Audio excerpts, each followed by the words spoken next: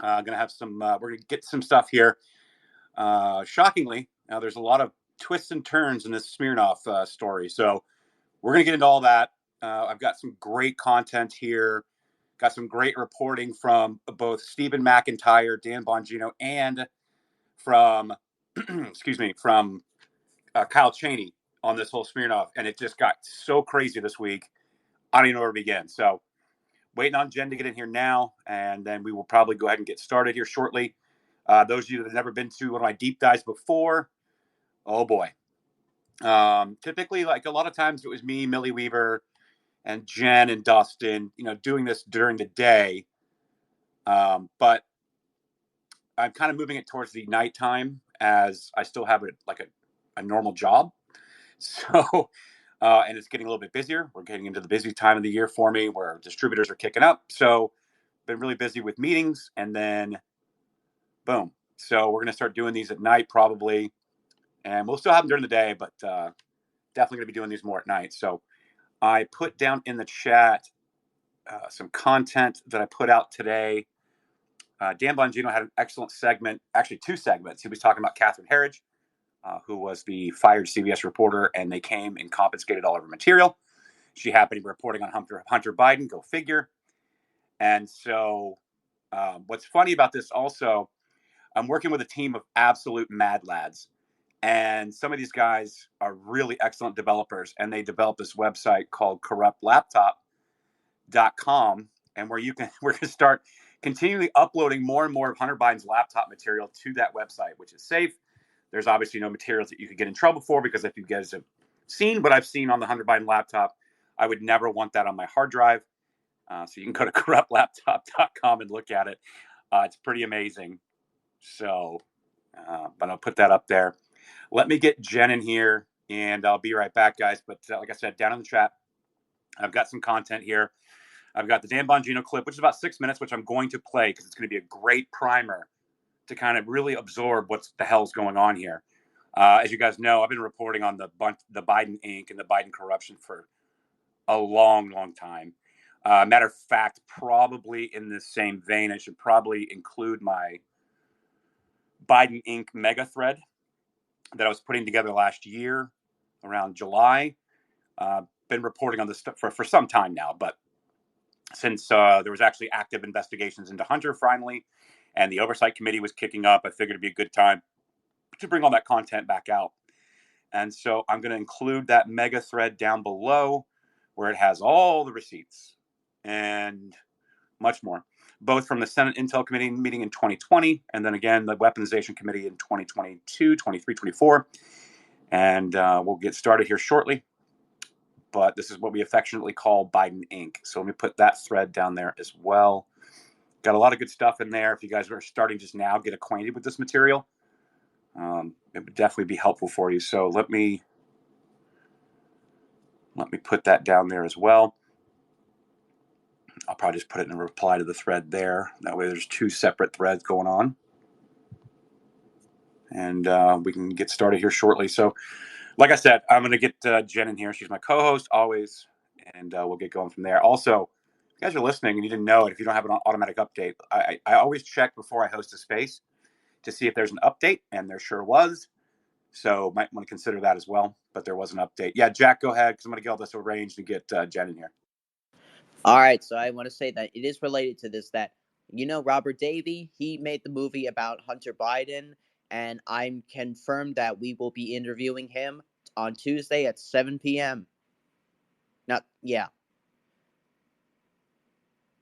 So if we want to address all this with him, maybe we can do that as well. Okay. Yeah. So I don't know. Put that out. Do what you got to do with that, Jack. Okay. So I'll be right back. Let me get Jen in here. Then what I'm going to do is I'm going to start playing this Dan Bongino clip that really kind of summarizes everything. Number one, there's a couple people asking me how to support me. I don't typically plug my own stuff, but since I was asked, I'll do that. Number one, just, share my content, come to my spaces. I do have a buy me a coffee in my bio. I do got my Venmo in there. I don't ever plug that stuff because I'm just here to put the information out. I am also, of course, building a platform, And so eventually, I'm going to be having a media venture put together, a think tank venture put together. And so there will definitely be more opportunities to help out in the future. Obviously, we'll be doing funding and things like that. But for right now, I appreciate the kind words and asking. And so we're gonna get started here shortly. We see where Jen's at. Yeah. Hey, I can play the video if you need me to. No, I've got it all set up here, bud. Appreciate it. So I guess that's what I'll do. I really wanted Jen to hear it. I mean, I sent it to her earlier today and we were talking about it, but the space is filling up and I'm not sure where they're at. So they're probably busy doing a meeting or something. So, but I'm gonna go ahead and get started here. And so this clip was on the Dan Bongino show today. So to kind of remind everybody of what I'm talking about, you guys saw that one of the witnesses that was a confidential human source to the FBI, they basically were basically a confidential human source for 10 years. And all of a sudden, now everything he said is complete lies, complete Russian disinformation, and all these things. And I got to tell you, for somebody that's covered Russiagate, Spygate, collusion hoax, Ukraine, that I've been covering this stuff for years. I just got to be honest with you. It's always suspect, right? But I was like, okay, fine. But I immediately knew, I was like, wait, this dude's a plant or something. Because if they're coming at him this hard, right, and they're saying that he's a Russian agent, Russian disinformation agent, so on and so forth, they're coming at him this hard, like, why? And then he was charged again. He went to go visit his attorney, and I'm going to get into this whole story, but this guy who was a confidential human source for the FBI went to go talk to his attorneys in California, and they arrested him again. I was like, wait, what is going on? Well, Stephen McIntyre, who's at Climate Audit, is an absolute wizard, and him and Fool Nelson and Tracy Beans, a lot of these people, they've been deep in the weeds on this stuff for years.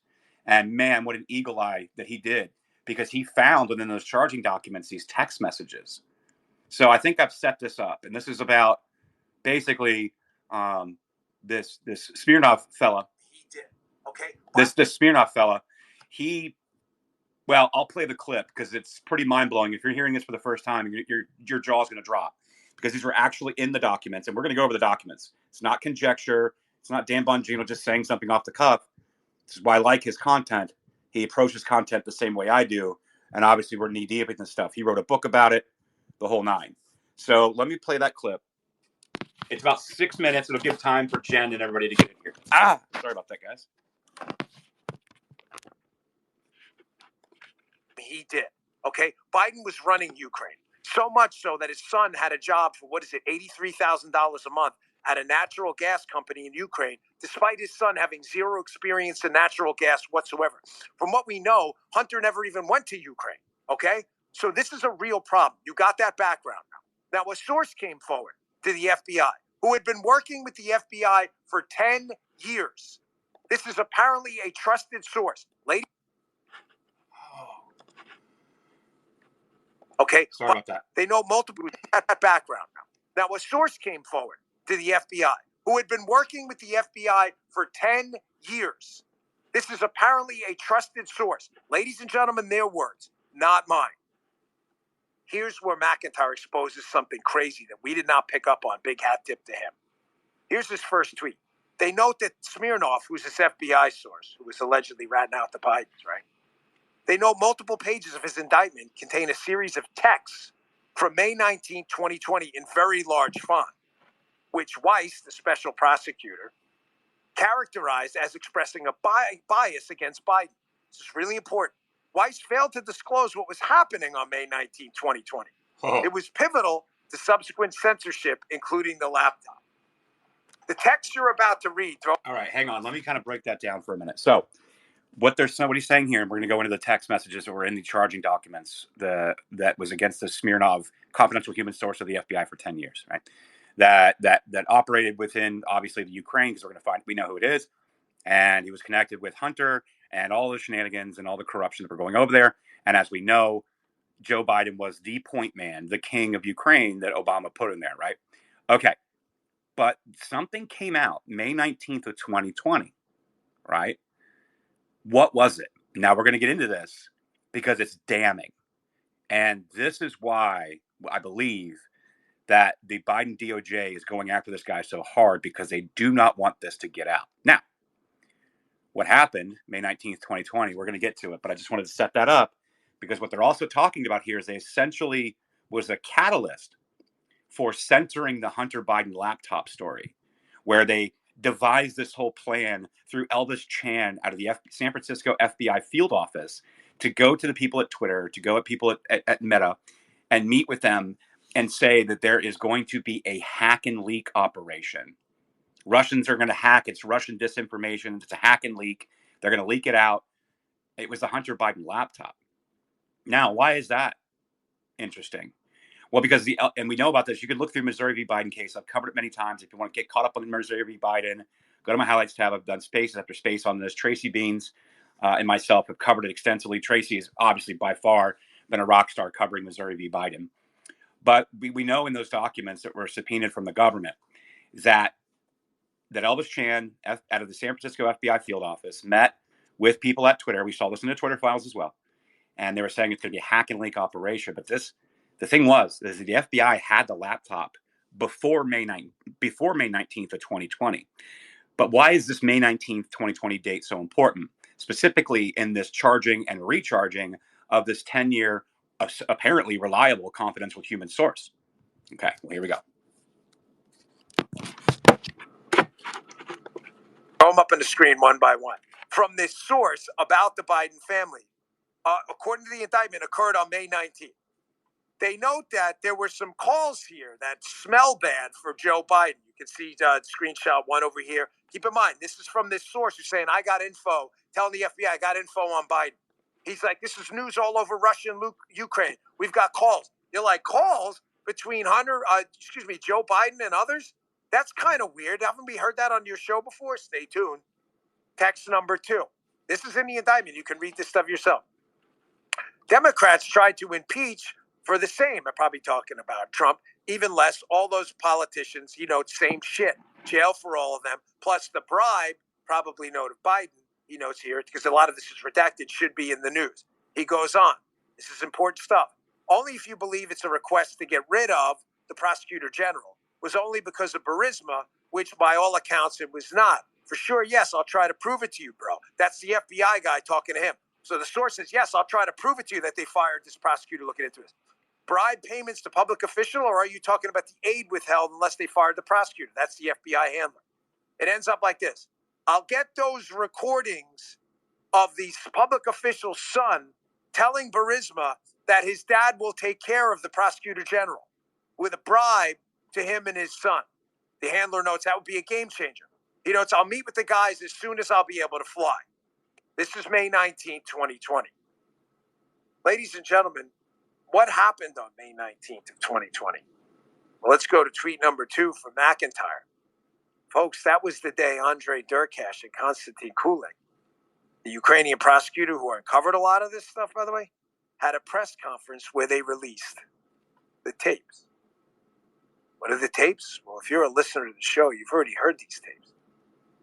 These are the tapes where Joe Biden is recorded with the Ukrainian president, basically saying, get rid of this prosecutor general right now, or we're not giving you this big international loan. The prosecutor general was looking into what Biden was up to as the king of He was the king of Ukraine. I need you to understand this. He was running Ukraine. He was having them shut down banks, fire prosecutors general. They were interfering in everything in Ukraine. Him, Victoria Nuland, the United States Embassy over there. And they were making a fortune doing it. Soros folks were involved in this. There was a ton of people. Ukraine was an ATM for them. I want to play tape 1. We played it on the show before, but I want you to listen. This is I'll play the Trump one next. It explains also why they need to get rid of Trump right now and why they impeached him. Why did they impeach? Hold on. Prosecutors general. They were interfering in everything in Ukraine. Him, Victoria Nuland, the United States Embassy over there. And they were making a fortune doing it. Soros folks were involved in this. There was a ton of people. Ukraine was an ATM for them. I want to play tape 1. Before I play tape 1, this is, and again, that's setting up the conversation of Poroshenko and Joe Biden. I want to remind people that are listening, and maybe you're hearing this for the first time, I'm trying to go slow and trying to bring as much context as I possibly can into this because you need to understand. And there was a recording that came out, Joe Biden, before we play the recording between Ukraine and Biden, there was a recording that came out. Joe Biden was at the Council of Foreign Relations, okay? And at this Council of Foreign Relations, this is how Joe Biden got the nickname Quid Pro Quo Joe, right? And the whole point is, and you kind of brought it up, that they tried to impeach Trump. And we're going to go in, I'm going to leave that on the table. I think Dan summarizes it well. But before I play this conversation between Poroshenko and Joe Biden, let me play this 1 minute 18 clip from the Council of Foreign Relations where Joe Biden is talking about this IMF loan guarantee. Okay. So, and so let me show you this. This is really important in context. Loan guarantee. And I had gotten a commitment from Poroshenko and from Yatsenyuk that they would take action against the state prosecutor, and they didn't. So they said they were walking out to press conference. I said, no, I'm not going to, or we're not going to give you the $1 billion. They said, you have no authority. You're not the president. The president said. I said, call him. I said, I'm telling you, you're not getting the $1 billion. I said, you're not getting the $1 billion. I'm going to be leaving here. And I think it was, 6 hours. I said, I'm leaving in 6 hours. If the prosecutor's not fired, you're not getting the money. Oh, son of a bitch. Got fired. And they put in place someone who was solid at the time. Well, they made some genuine, substantial changes institutionally and with people. But in one of the three institutions, there's now some backsliding. The courts are there, and yes, and they had made that commitment that they wouldn't do that. And so when we left, the first thing I spent a lot of time, as did Mike, because this was his territory. People like Charlie Kupchan and Victoria. And anyway. So there's a lot of names there. I get it. I'm going to ignore most of them. The slowdown for the Michael part is Michael Carpenter, which I will actually get into later in this space. Is very important, and especially very important when it comes to a lot of the things that are surrounding, not only within the Hunter Biden laptop, but also what happened with the documents that were stored at the UPenn Biden Center. It's very important. Michael Carpenter is involved. But what you heard right there was 100% Joe Biden saying, if you don't fire the prosecutor, if you don't put people in place that are friendly to us, then you're not going to get the $1 billion. And they said, you don't have authority to do that. He said, call Obama, because I'm the king around here. And that's what he's saying here. And so it's really important context before I play this clip of the actual conversation after this was done between Joe Biden and Poroshenko. And it's really important to note, because this is what, so yeah, I'm just going to let Dan tell the rest. So I'm going to keep going, but I just wanted to throw that in there for context. That is proof that Joe Biden actually made this happen, right? So some of you guys are listening. You're like, yeah, we know. I'm telling you, there's a lot of people that don't know this yet. So here we go. I'm going to finish this video. We played it on the show before, but I want you to listen. This is I'll play the Trump one next. It explains also why they need to get rid of Trump right now and why they impeached him. Why did they impeach? Hold on. Calm down. I get too excited about it. Why did they impeach Donald Trump? They could have impeached him over Spygate. They didn't do it. Over the collusion hoax, they didn't do it. Why did they impeach Trump? Come on, folks, you know. They only impeached Trump when he started sniffing around in Ukraine. Folks, the entire Russia collusion hoax is not about Russia. It's a distraction from Trump and everyone else looking into Ukraine, and even the Ukrainians know it. Listen to tape 1. This is the same day. The same day. They're afraid this guy's going to talk about these tapes. That's what I'm getting at. That's why they're locking him up. I have no doubt. That's why this guy's in jail. They're afraid he's going to go public with these tapes. Listen to this. Assuming that there is a new government, a new prosecutor general, I am prepared to do a public signing of the commitment for the $1 billion. Despite of the fact that we didn't have any corruption charges, You don't have any information about him doing something wrong. I especially asked him, no, it was the day before you. I especially asked him to resign. Congratulations on installing the new prosecutor general. It's going to be critical for him to work quickly to repair the damage Shokin did. And I'm a man of my word. And that now that the new prosecutor general's in place, we're ready to move forward in signing that new $1 billion loan guarantee. Okay, so crazy stuff there. Number one, Viktor Shokin was the prosecutor general in Ukraine that was investigating Burisma, so much so and uncovering so much about the corruption with Burisma and obviously Hunter Biden and all the Bidens, that there was actually the UK actually put sanctions on the CEO of Burisma, and they actually took a ton of money, like $1.5 billion that was being held in the UK, and the guy had to flee Ukraine, right?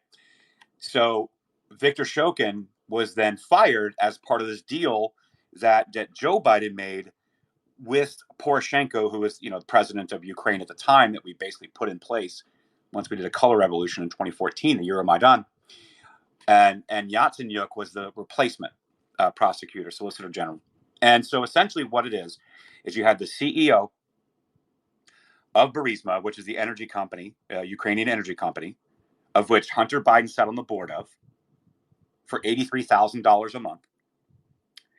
And when they started investigating Burisma for corruption, which I have all the receipts for that as well, why they were investigating it. Matter of fact, there was a person that was kind of floating around my content today, DM'd me and gave me the entire video dump of all of their catch and everything that they were talking about in Ukraine. I have all those videos, so I'm gonna comb through those and see what else is in there. There's probably a lot that we don't even know about. I'm gonna go through all those. But so essentially, okay, so Joe Biden, as he's getting 10% for the big guy, because Hunter and Devin Archer is Hunter Biden's business partner of Rosemont Seneca, they work out a deal with Blue Star Strategies. And Blue Star Strategies is a PR firm that came out of the Hillary camp. This is Sally Painter, Catherine Tramontano. And they created this, what's called Blue Star Strategies. And essentially, they were paying Blue Star Strategies, of which then the money was flowing through them to Biden, ultimately to Joe Biden, to get his 10%. And so the payoff of the Burisma CEO through Blue Star Strategies to Hunter Biden and then ultimately to Joe Biden was to reform their image now that they got rid of the prosecutor and some people within the court systems within Ukraine that were adversarial to these people and the regime. And so they got rid of them. And then that way, and so Joe Biden withheld the $1 billion loan guarantee until they did this. What you just heard on that phone call was him confirming, okay, you did this, you got it done. We're going to make a public statement and we're going to get you the $1 billion. So this is how they removed Viktor Shokin, who was the prosecutor, right? This is complete corruption. Looking into Burisma, which his son sat on the board. So before I pivot to the thread, let me finish up this clip. There's about a minute left, but I think I've really broken this down so it's very digestible. So let's move forward and finish up this clip so you guys can really get a big piece of what's going on. And folks, it's really a damn shame McIntyre doesn't have 42 trillion followers. Everyone in the world needs to know what he put together. He's 100% correct. It was right in front of our faces the whole time. He cites Full Nelson, too, and some others who've been following this the entire time. Go to his Twitter and read this. The same freaking day, he's texting his handler, hey, man, I got these tapes. These tapes are out there of Biden basically engaging in a major international influence peddling scheme to get rid of a prosecutor looking into his corruption. He knows about it. This guy was texting his FBI handler. It's in the indictment. They're trying to shut this guy up. Don't believe a word they say about this guy. He's Russian intelligence. Bullshit. Anytime they say Russian intelligence, they're trying to cover something. This is do you understand the enormity of this? That is a major, major, major thing he found in that indictment last night. It's huge. And so the next part of this thread that I put together. It's not really a thread. It's just kind of a couple of posts put together so I can do this and host the space. The next one says, read this thread. We'll be hosting a space on this soon, as there's a lot of context to the story. And shout out to my friend Woke Societies at Woke Societies on Pill.net and on Rumble. He covered this today and gave me a huge shout out and threw some traffic my way for the space tonight. And so I just wanted to give a shout out to Scott. I really appreciate him. Go check out Woke Societies on Rumble or on Pilled.net. He does great content. And he was breaking this down today. Matter of fact, shout out to Scott because there was a thread that I did not know existed by Kyle Cheney that actually has additional content. So there's additional content that I did not see from Kyle Cheney that actually breaks down this new warrant that was just re-arresting him, essentially, Alexander Smirnov. And I'm going to go through that content. So, but Stephen McIntyre at Climate Audit, he was the one, this is Dan shouting him out, this is me shouting him out. He was the one that eagle-eyed this when he looked at the charging documents and said, holy shit, these text messages are from this Smirnov guy to his FBI handler. And he was a confidential human source for the FBI for 10 years. And all of a sudden now he's Russian disinformation agent and they can't trust him. We know the answer to this. It's all whenever it's Russia. No, listen, I'm not saying Russia's innocent. I'm not saying Putin's a good guy. No. But their go-to smear to try to keep you away from the content is always Russian disinformation, misinformation, malinformation, blah, blah, blah. And I know I mentioned Blue Star Strategy, Sally Painter earlier. I'll get into all that in a little bit. But let me actually find you the second part of this video, because there is a part 2 that Dan is talking about here that I think is really important to note, because it's actually Joe Biden talking to Poroshenko again, but this time he's trying to rest assure Poroshenko that this whistleblower, this confidential human source, is not, that the FBI is going to shut down the investigation. They're not going to look into it any further. Because if they do, they've got a serious problem on their hands. And so Joe Biden was actually, convincing by talking with the FBI and convincing them that, yes, no worries, not a big deal. But this was, and so originally this reporting, that first clip that I played was a New York Post reporting. The second clip was done by Chanel Rion at OAN. And man, oh man, I think she got it from the Kiev Post. I actually have that original article, but I've got the clip here. So I'm going to play this. I'm going to set this up with Dan because it's something I put together earlier. But this is part 2 of those clips. Remember, he said in that clip, this is part 1 is what New York Post had originally reported on with that first phone call between Poroshenko and Biden. This is part 2. This is the follow-up after all of this is done. And then I'm going to get back into who Smirnov was. So this is part 2.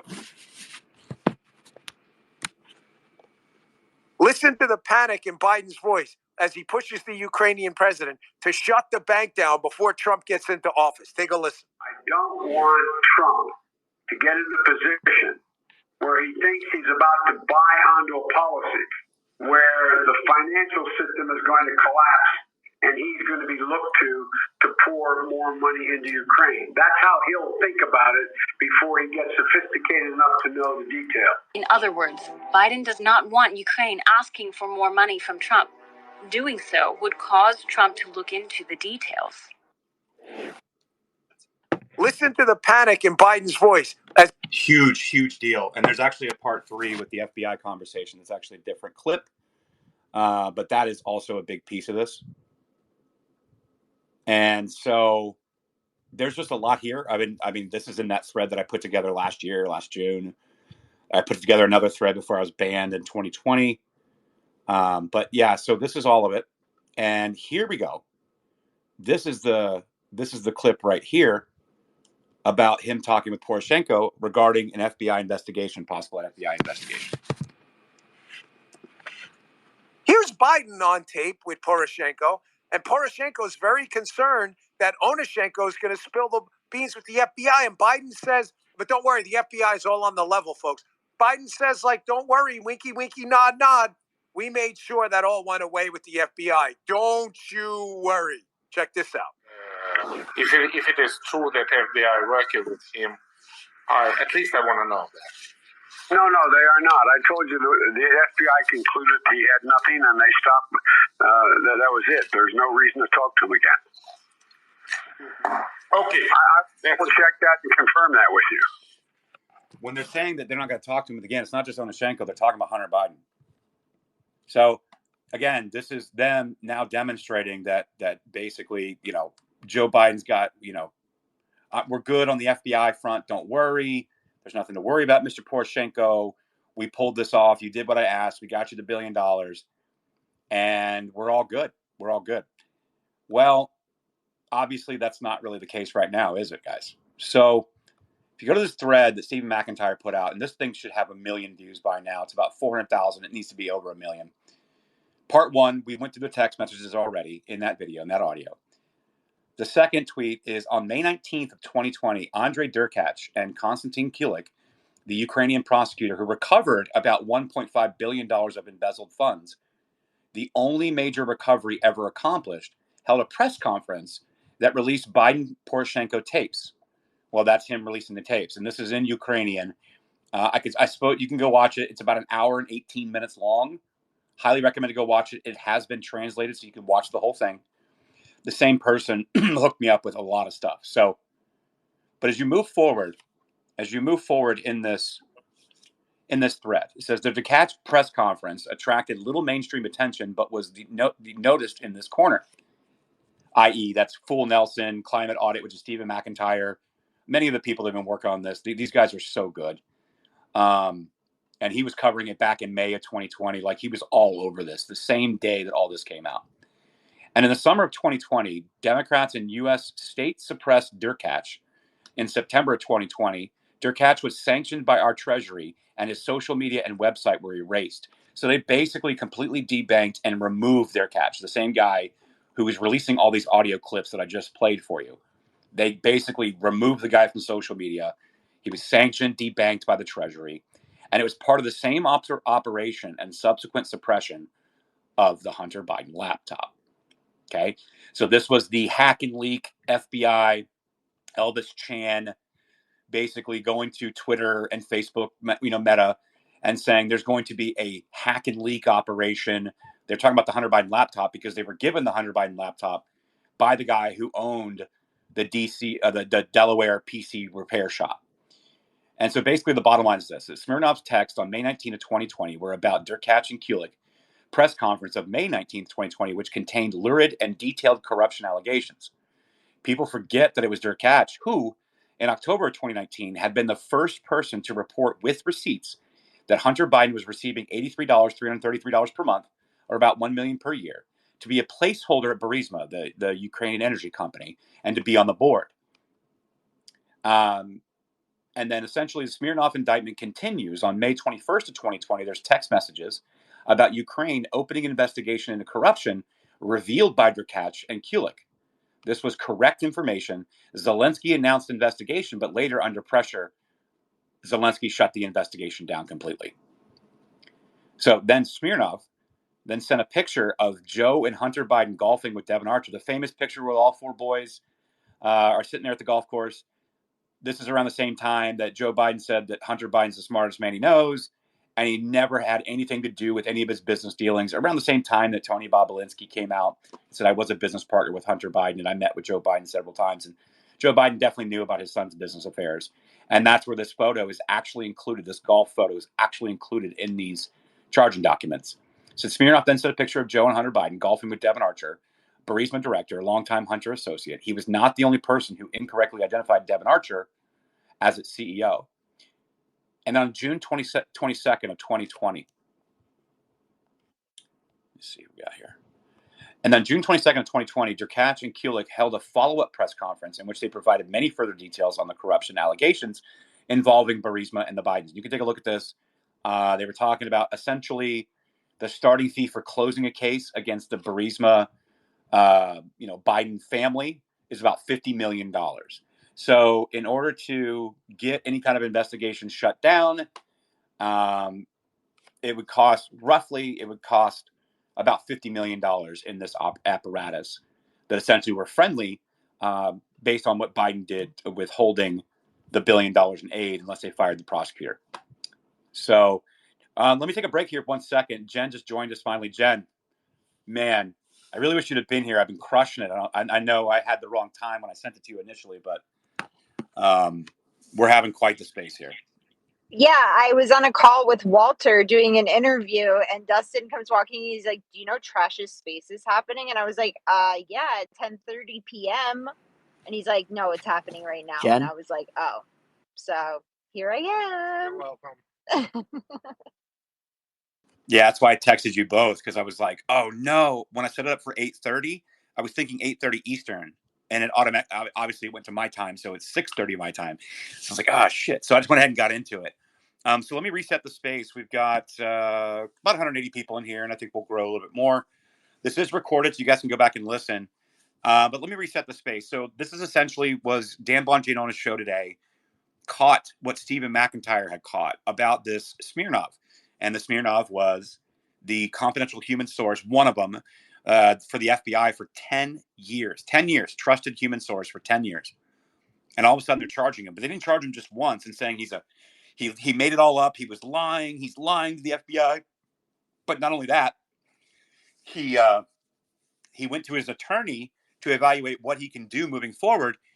And they arrested him again and charged him again.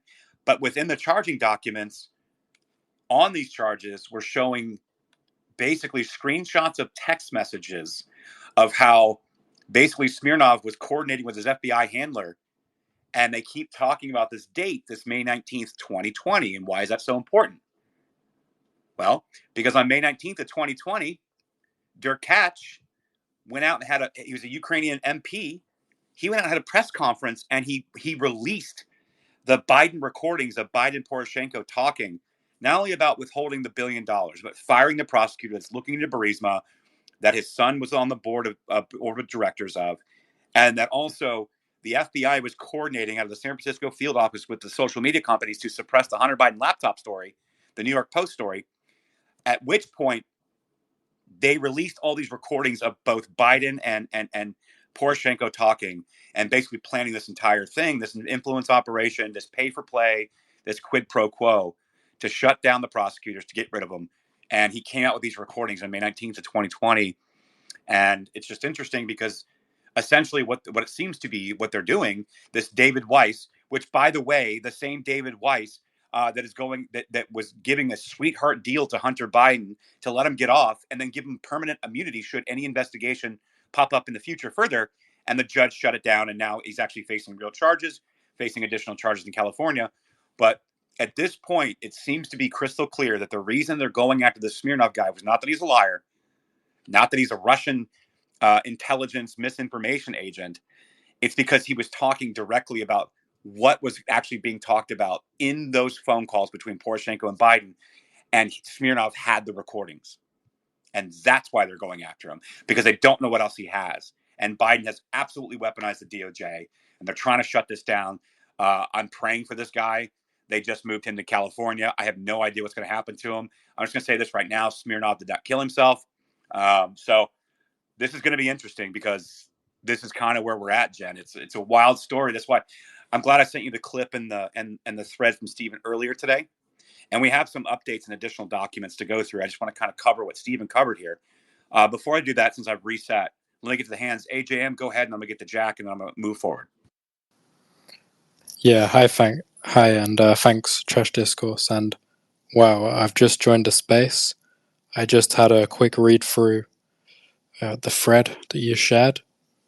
And I mean, most of you guys, you probably recognize the British accent. But even for me, as someone who's overseas and outside of the United States, this is very, very concerning. Because as we all know, the UK and the US are very closely linked. So to see this, corroboration between Ukraine and the US, really worrying, especially with, how much the UK have been supporting Ukraine. I imagine that there's similar corruption which has went on.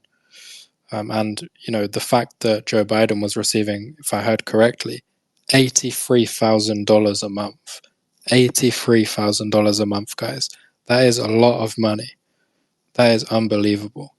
And I just wanted to ask a quick question. I know a corrupt laptop is, in the title of this Spaces. So in terms of, because to give you guys a bit of background, I heard about the whole Hunter Biden saga, obviously on the news, but I never saw the contents of the laptop until corruptlaptop.com was published. And obviously then I got involved in the cryptocurrency project to try and spread awareness and let more people see what was actually going on, because I was really shocked, not only at the degeneracy, but more importantly, the level of corruption. So I just wanted to ask, will these, recent sort of documents and, the things that have been exposed, will they be getting added to the corruptlaptop.com website, Trash? Is that something which is in the works? Yeah, so I know for sure that the team behind the corrupt laptop are adding more content to it. And I know also that there's some conversations happening when trying to get a hold of the folks over at Marco Polo and Garrett to try to see if we can also bring over the email database that they've been reporting on. If you guys go to Marco Polo X account, they put out a 6-inch thick report of all of the emails, the photos, breaking down all of what's in that laptop. But yeah, hopefully trying to bring more of it to that corrupt laptop site, because again, for a while there, and just to answer your question, why the corrupt laptop is so important to me, is because for so long it's been banned, it's been censored. You couldn't share it. You couldn't share the New York Post story. You couldn't DM it. It would get vanished. You would get banned, suspended for even talking about it. And then also a lot of us that had access to the laptop, I didn't know fully what was going to be on it. And yes, I would consider myself a journalist, but I don't work for a major legacy media outlet like the New York Post or something. And depending upon what was on that laptop, which I have grave concerns about some of the things I've seen on it, I didn't want to have it in my possession and then get charged for having some kind of CP or something on it. It's that bad. And so I know the team and everybody are trying to keep uploading more stuff so people can take a look at it. But man, it's fun, but it's also this stuff that we're talking about. Absolutely. Yeah, and the stuff that we're talking about here, AJ, is this is basically the story, because this is the behind the scenes story. This is the exact story that they did not want to get out. This is direct evidence that the president of the United States, the VP at the time, then former vice president at the time, was doing business, essentially helping with his name and influence operations in Ukraine to enrich their family, whom is now president of the United States. So yeah, I know they're going to keep adding more stuff to it. If you guys want to check that out, you're more than welcome to go check it out. It's a lot of fun. The Crackbook Pro is what it's called, and it's hilarious. But check it out on computer if you can, because it's more optimized for a computer, but it's a lot of fun. But yeah, AJ. Yeah, that's great. That's great. Well, thank you for that. And yeah, I do think it's important if we can add more content there, because really, of course, the fact that Hunter Biden was spending $800,000 on prostitutes and hundreds of thousands of dollars on drugs, of course that is extremely worrying. But when you see the level of corruption involved, it really does justify the URL name corruptlaptop.com. So I think the more content that's added there is going to be beneficial for the awareness, essentially. But yeah, what you just mentioned, Trash, about the Biden family directly enriching themselves, well, that's really shocking. Obviously we knew it was going on, but the fact that evidence is still coming out years later, I mean, guys, just imagine what really went on. I mean, we're only just scratching the surface on this one, I believe. I think in years to come, there's going to be more that comes out. And I do think the corruptlaptop.com website, I think it is helping to spread awareness. So the more we can circulate that website, I think that's going to be beneficial, because at the end of the day, we need to expedite the process of getting Biden out of office. And I'm not even an American. So, and I'm feeling this strongly about it because I see the global impact it has. And on a space the other day, Trash, you told your story about the difference in treatment you got when traveling in the Middle East. When Donald Trump was in office, you were received very positively. when Joe Biden's in office, it's not the same story. Nope. And that's something that affects myself as well. Even though I'm British, people look and they put us together and they don't give you the same level of respect when they associate you with a country that's being run by someone who's been proven to be very corrupt. Yep. Yeah, it is. And, at the end of the day, it does matter. You're right. It may not matter directly for local politics for you being in the UK or UAE or France or whatever, but here's why it does matter. Because at least under Donald Trump, we had the Abraham Accords. We finally had some semblance of possibility of having peace in the Middle East. You had the Abraham Accords, no new wars, pulling out of Afghanistan, had agreements in place, infrastructure is in place, moving out of these forever wars, no new wars. We're not blowing up kids in the desert. We're not blowing up kids in some island somewhere. We are bringing it back home. We're trying to create stability in the world. And the moment that they corruptly steal the election in 2020 and put Biden back in office, which you guys know I've litigated this, it's empirical at this point. It all kicked up. There's 3 different wars going on. China may end up invading Taiwan, which is going to be a fourth. And all of this stuff was not happening under Trump. And so, this is part of my mission. But the other part of my mission is to get the truth. And that sounds cliche. I know it sounds cliche, but it's not.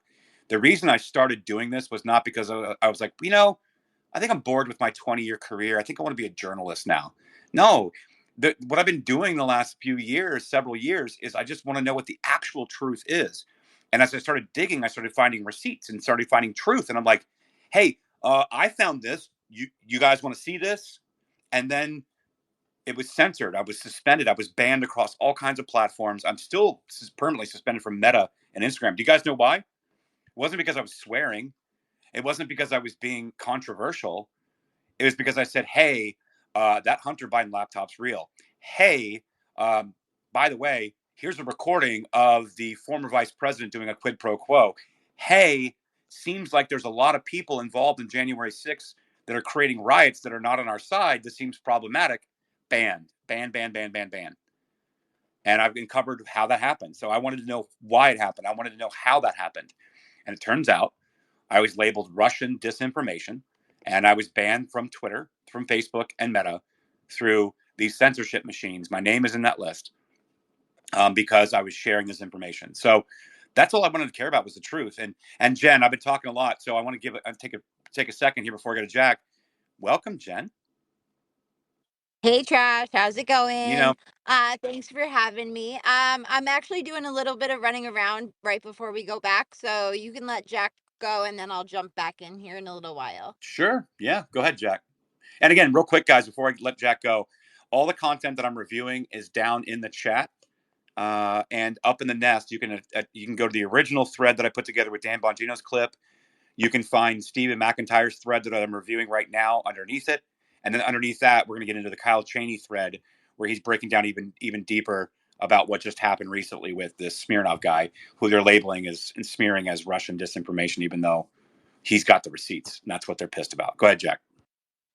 Yeah, you mentioned David Weiss earlier, and I just wanted to note that in the indictment from David Weiss on Hunter Biden, that he does list Hunter Biden as a quote lobbyist. Now, which is interesting because Hunter Biden has never been registered as a lobbyist nor registered as a foreign agent. Which, if you have read the Foreign Agent Registration Act, if you don't register as a foreign agent and you act as one, that is a crime. So the question is, who is he a lobbyist for? And I couldn't hear any of the previous speakers, so I'm going to leave and come back. So let me be even more clear on this point, why it's important. I'm not so worried about Hunter Biden being registered under FARA, which is FARA, FARA, Foreign Agent Registration Act, because Hunter Biden's a private citizen. What I am concerned about is that Joe Biden should be listed under FARA because he profited through influence operations that his son and that he participated in the quid pro quo that I just played that clip of him bragging about at the Council of Foreign Relations. And why is it so important that Joe Biden be labeled under FARA? Well, because he was receiving money to put a positive spin in a PR type of standard to make the president of Burisma and of the Ukrainian government to use his good name to make him look good on the world stage because Viktor Shokin, who was the prosecutor who they got fired, was investigating. That is an absolute pay-for-play influence operation of a former vice president who was vice president at the time early when this was kicking up, who then withheld $1 billion unless they fired these people looking into Burisma, which his son was on the board of. And he enriched himself and his family by having that. And we have him as a president. And I'm sorry, you're not going to be able to convince me that everything that the world wants you to believe about what's going on in Ukraine, they want you to get behind, that members of our own government, including the president of the United States, is concerned about what Zelensky has on him that's not already going in public of what we're talking about now. And when you have a president of the United States, the chief executive, who's issuing executive orders as if they're pizzas going out just everywhere, completely subverting the constitutional process of the country, that president is compromised. So I don't really care what your politics are. You can make fun of me. I mean, you can say whatever you want about me, but you're going to have to refute that stuff. And I'm presenting overwhelming evidence that I don't think you can refute because we're listening to him in his own words. I'm not making it up. I'm not taking a document and twisting it. I'm playing you audio of the president, now president of the United States, in his own words, and using the contents of the Hunter Biden laptop, email chains, everything that they did in their own words. So I don't know, Jack, you want to add something to it before I... No, I think you're good. That means, can you filibuster for a minute, please? Oh, sure. I don't know. How have you been, Jen? I was not able to hear you when Trash asked the question.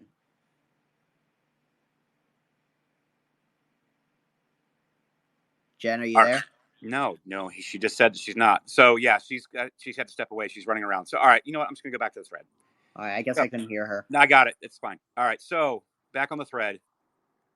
If you take a look, I kind of went through like the press conference, how Derkach came out in May of 2020, and on August 12th of 2020, Trump had retweeted a tweet which quoted an excerpt from the Biden Poroshenko tape that was published by Andrei Derkach, in which Poroshenko had denied that Viktor Shokin was corrupt, but acquiesced to Biden's demand that Shokin be fired. Basically, what they're saying is Shokin was making a legit investigation, but Biden demanded and withheld $1 billion of funding unless they fired the prosecutor who did nothing wrong. And in that tape, he even says, I have no evidence that he did anything wrong, but I did what you asked. And so then Joe Biden says, okay, I'll make a public statement that you're receiving the $1 billion loan guarantee and everything will be well. And so the bottom line is Smirnov's text on May 19th of 2020 were about the Derkach-Kulik press conference of May 19th of 2020, which contained lurid and detailed corruption allegations. People forget that it was Derkach who, in October of 2019, had been the first person to report with receipts that Hunter Biden was getting $83,000 a month or $1 million per year.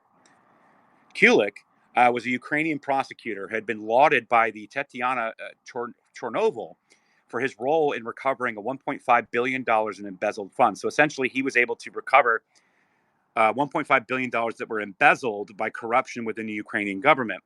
And this guy was also fired for doing it. And the Smirnov indictment continues with a May 2020 text message about Ukraine opening an investigation into corruption revealed by Derkach and Kulik. This was correct information. Zelensky announced the investigation, but then under pressure shut it down. Then we saw the photo. We're seeing that basically here the starting fee for getting cases closed against Burisma with the Biden family is going to cost about $50 million. So essentially this article that came out that was released, they're saying that the Biden family, in order to use their influence and use their name to get a case shut down against Burisma, it cost about $50 million. Next, there was a press conference on July 7th of 2020, which attracted little attention, but contained an August 2016 Biden-Poroshenko tape that linked both Poroshenko and Biden to the Black Ledger operation that decapitated Paul Manafort. Oh, man. Jen, if you're here, we can probably get into Paul Manafort here in a minute. But this is what they charged Paul Manafort for on this Black Ledger. And essentially, this was another tape that Poroshenko and Biden were linked to this Black Ledger operation that they did successfully prosecute Paul Manafort over, who was a Trump campaign manager at the time. And so Derkach was then deplatformed by U.S. agencies. And as a bit of a housekeeping, a comparison of the FD 1023, which is Chuck Grassley, Senator Grassley's version, to the indictment shows that an Alexander Ostapenko was an associate. Okay, so you can go through all that, guys. Go through all that. It's really in the weeds at that point. But essentially, you guys are getting kind of the overall view here. And if you keep looking through the indictment, aha, here we go. This is going to be a great place to pivot.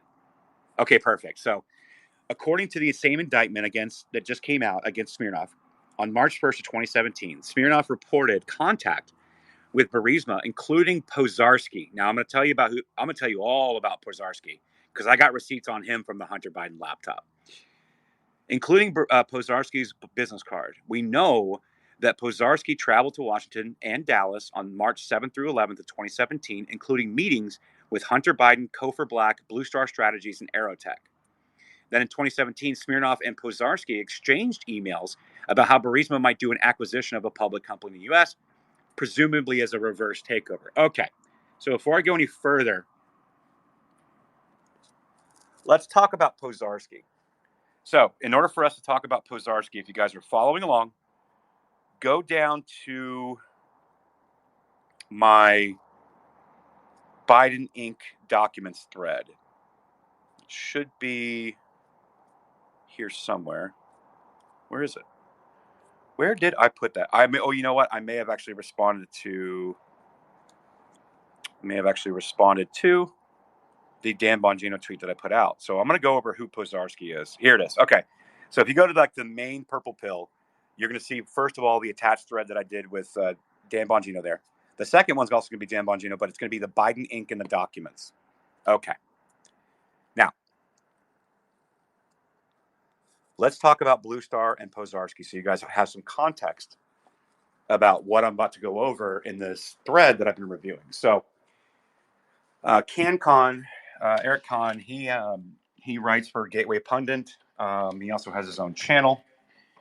And he pulled out from the Hunter Biden laptop through Marco Polo some email chains.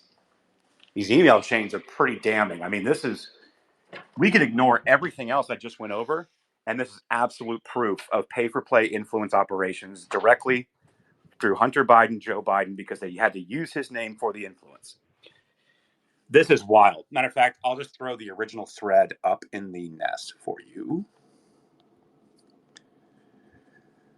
if you guys would like to follow along with this, because this is where what I just read about the FD 1023 form and about Pozarski. Pozarski is essentially the bag man between Zlochevsky, who is the president CEO of Burisma, the energy company in Ukraine, and Blue Star Strategies, ultimately Hunter Biden, Joe Biden, Rosemont Seneca. Okay. And so this is where it gets really quite spicy. Let me pull up my actual computer here. It would make my life a lot easier. So it's up in the nest if you guys want to follow along on this thread, but it's very important so I can point out what they're talking about here in this indictment about Pozarski. Okay. All right. So Blue Star Strategies. And if you guys remember, I had a space a couple days ago with Andrei Telezhenko. Andrei Telezhenko during this time, he worked for Blue Star Strategies. Okay. He was also working out of the embassy in Ukraine. He admitted publicly that he was part of the color revolution that our State Department and embassies did in Ukraine in 2014. But he was working for Blue Star at the time. And actually, matter of fact, I even have their leaked text messages where it proves that Andrei was working for them. And he was talking with Sally Painter. So Blue Star Strategies is like a PR firm on steroids that came out of Hillary Clinton's camp. Sally Painter started Blue Star Strategies along with Jessica Lindgren, Catherine Tramontano. These people are supposed to be being interviewed by Congress here very soon. But these emails that I'm about to review with you guys came directly out of the Hunter Biden laptop. Okay, so the FBI, the FD 1023 form. This is a confidential human source form to the FBI. It's called an FD 1023, and it's all great and all. This is what we were going through. But there's actual emails on Hunter Biden's laptop. Hunter's emails outline a coordinated pay-for-play between the between the Joe Biden vice president office, Hunter Biden, Burisma's Vadim Pozharsky, who is, keep in mind, he is the bag man or the delegate between the CEO of Burisma, Blue Star Strategies, and Hunter Biden, Devin Archer's firm, Rosemont Seneca. Hunter's email outlined a coordinated pay-for-play between the Biden vice president office, Hunter Biden, Burisma's Vadim Pozharsky, and former Clinton advisor Sally Painter's Blue Star Strategies. Here's your first email, screenshots included. This is from Jessica Lindgren, who works for Blue Star Strategies. She says, Dear Devin, who's Devin Archer, please see the attached our revised proposal, contract, and initial invoice for Burisma Holdings. Please let us know if you have any questions. Again, Blue Star Strategies is a PR firm on steroids coming out of the Hillary camp that were operating in Ukraine, running PR and influence operations to try to bolster up the image that was ruined by the prosecutor looking into Burisma, right? Which they got fired, I just went over all of that. So Vadim Pozharsky, who is the Burisma executive, wants to make sure that he will get concrete, tangible results, and notes that the contract doesn't contain any names of top U.S. officials. He asked if this was done deliberately, which is confirmed that it was in a follow-up email. So screenshot from Hunter Biden's laptop in this email. This is from Bagman Pozharsky at Burisma to Devin Archer, Hunter Biden, Eric Schwerin, which Eric Schwerin, I believe, is one of their partners, but I think he's going to be testifying in front of Congress as well before Hunter Biden on the 28th. It says, Dear colleagues, this is from the Bagman for Burisma. Dear colleagues, I hope you're well. Thank you for the docs provided. I have analyzed them most carefully and came up with the following observations. Number one, the first thing is that the suggested scope of work, largely lacking concrete, tangible results that we set out to achieve in the first place, mostly focusing on the process. Also, it doesn't offer any names of top U.S. officials here in Ukraine, for instance, an ambassador or Ukrainian officials like the president of Ukraine, chief of staff, or prosecutor general, as key targets for improving Nikolai's case and his situation in Ukraine. Nikolai is Zlochevsky, who is the president of Burisma. And they're saying, I'm not seeing any names of Ukrainian officials and U.S. officials that are going to come out and say Burisma's on the up and up. We fired a prosecutor that was doing a bogus investigation, making them look bad. Why aren't these people being named? If you're going to charge us this amount of money, we want concrete, tangible results that we can actually try to rebuild Burisma's image and basically bury the actual real investigation of which Shokin did nothing wrong, as you heard listening to that phone call that I played, those clips. And he's saying, I want tangible results. So Pozharsky then explains that what he considers as deliverables, a top U.S. officials expressing their positive opinion and support for Burisma. And it's right here. So I just read the part where it said, I don't see any names on both Ukraine or U.S. side that are actually going to bolster this claim that Burisma's on the up and up, that everything's okay. We need big names, ambassadors, whomever, to come out and say Burisma's great. He says, if, however, this is done deliberately to be on the safe and cautious side, I can understand the rationale. And if all parties, in fact, understand the true purpose of the Burisma engagement, Blue Star engagement, and all of our joint efforts, it's okay and we should proceed immediately. My only concern is for us to be on the same page, re our final goals. And with this in mind, I would like us to formulate a list of deliverables, including but not limited to a concrete course of action, including meetings and communications resulting in high-ranking U.S. officials in Ukraine, like a U.S. ambassador, and in U.S. publicly or in private communications comment expressing their positive opinion and support of Nikolai and Burisma, which is Nikolai Zlochevsky, the CEO of Burisma, to the highest level of decision makers here in Ukraine, i.e., President of Ukraine, President, Chief of Staff, Prosecutor General, etc. The scope of work should also include organization of a visit of a number of widely recognized and influential current and former U.S. policymakers to bring positive signal and message and support on Nikolai's issues to the Ukrainian top officials above, with the ultimate purpose to close down for any cases, any pursuits against Nikolai in Ukraine. Keep in mind, Nikolai Zlochevsky had to run out of the country because of this investigation, and he had sanctions in the UK, and they actually locked down a lot of his money. Rightfully so. He's completely corrupt, right? But that was the whole point. So that's what the goal is that they want here. He's saying, if I'm going to pay you a bunch of money through Blue Star Strategies, Hillary's people, and we're going to make it to Hunter Biden, ultimately Joe Biden, we need some big names. Okay. Well, in the next email that came out of the Hunter Biden laptop, Hunter's partner Eric Schwerin assured Pozarski that Sally Painter of Blue Star Strategies understands the scope and the deliverables. And so this is actually Eric Schwerin out of Rosemont Seneca, who is Devin Archer and Hunter Biden's partner at Rosemont Seneca, says, I would tell Vadim, who is Vadim Pozarski, that this is definitely done deliberately, meaning like not providing the names, by not naming names, deliberately to be on the safe and cautious side, and that Sally and company understand the scope and deliverables, meaning we're not going to name who we're going to bring to the table. We don't want to keep that on paper, but just understand everybody knows what you guys want here, right? We know that you want top U.S. officials. We know you want ambassadors. Hell, we might even get you a vice president. Might even get you a vice president or ex-vice president, Joe Biden, right? That's what we're setting up here. And so they're saying, rest assured, you can pay us the money. We know. And then so the next email from Pozarski, who's the bag man, says, okay, I'm happy with this. He signs the contract and says he's going to wire the $60,000 retainer today. And they would like to set up a conference call for POTUS's trip in November to December of 2015. Guys, this is so corrupt. You have no idea. Let me get into this. So this is another email out of the Hunter Biden laptop. And this is from Vadim Pozarski, who's the bag man for Burisma, to Eric Schwerin, Hunter Biden, and Devin Archer. Dear colleagues, please find attached the agreement from Blue Star Strategies from our side. Could you kindly have Blue Star countersign and forward back to me? I would appreciate it. And also the 60,000, this retainer is being wired today. I'm kindly asking you to schedule either a conference call or advise us as the foreseen action plan for November, December of 2015. And if there's anything that's already been done by Blue Star, could you kindly ask them to share with us this information? Keep in mind, during this time frame, Joe Biden's still vice president. Obama is still president, right? So I want you to think about this for a minute because we're about to get into some serious shit here. So, dear Eric, thank you for your email. And this is coming from Vadim Pozarski himself.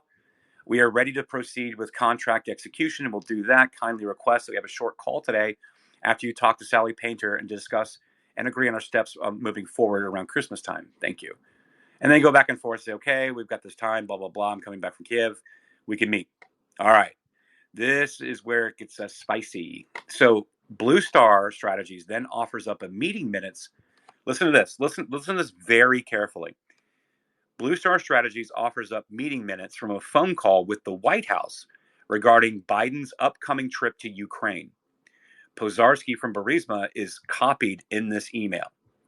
So this is from the Blue Star Strategies team. This is from Sean Keeley, and it's going to Hunter Biden, Devin Archer, Eric Schwerin, Vadim Pozarski, copying Sally Painter, Karen Tramontano, Pero Jalewski, Jessica Lindgren, all the who's who of Blue Star, all the who's who of this organization. It says, Dear all, this morning the White House hosted a conference call regarding the vice president's trip to Ukraine. Attached is a memo from the Blue Star Strategies team with the minutes of the call, which outlined the trip's agenda and addressed several questions regarding U.S. policy towards Ukraine. We hope this helps. Jeez.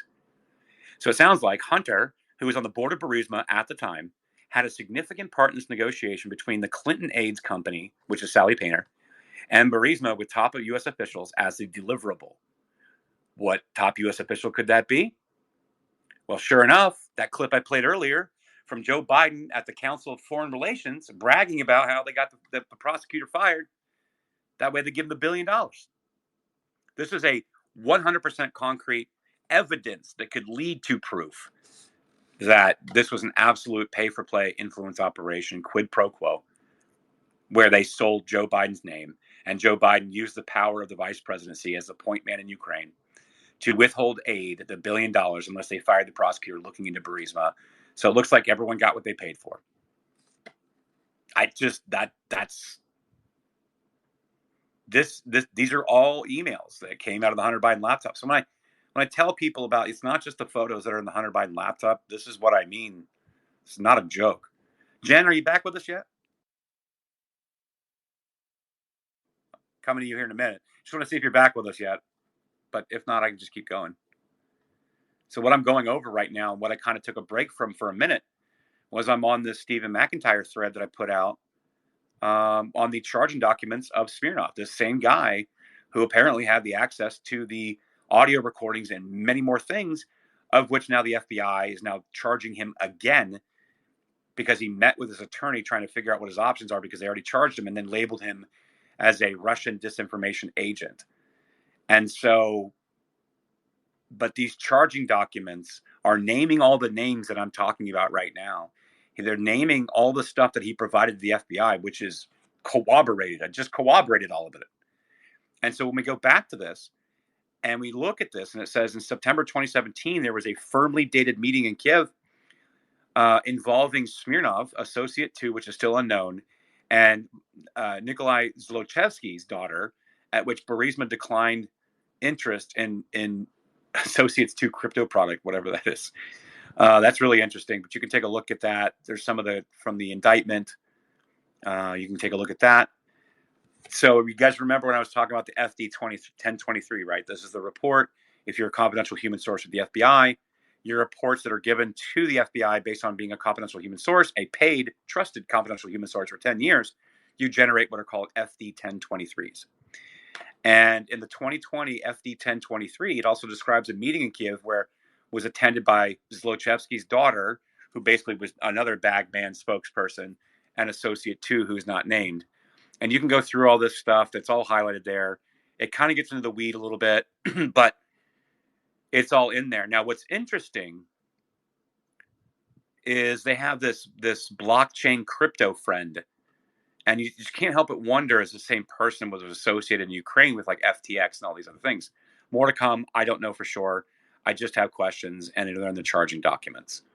And so you can go through all this. It's all in here, and it discusses all of these things. And so if you go through it, it's in there. It's stated. You see the videos. You have all the audio that I played. And so the Smirnov case has just gotten weirder and weirder and weirder. While I'm waiting for Jen to get back, she's on a conference call right now. Kyle Cheney came out with the actual documents, or the charging documents for the warrant out of California for Smirnov again, the second time he's been arrested. And the judge is saying that he's a flight risk, that he's going to abscond, which is ridiculous. The guy's been a confidential human source for the FBI for 10 years. Where's he going to go? But they want him locked down, and they moved him to California. And it's really bizarre. And it says, just in, Alexander Smirnov, the former FBI informant charged with feeding false information about the Bidens, has been rearrested despite a magistrate's release order. So the magistrate had a basically hearing after he was arrested. They arraigned him. They released him. And so he's rearrested. They said he's a flight risk.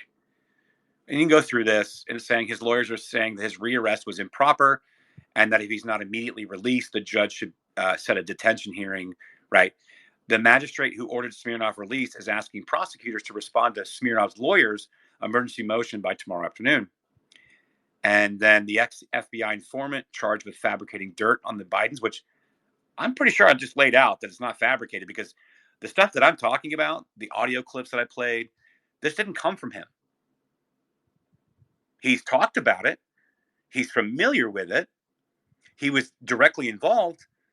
But the audio clips, the documents, everything that we came out with did not come from him.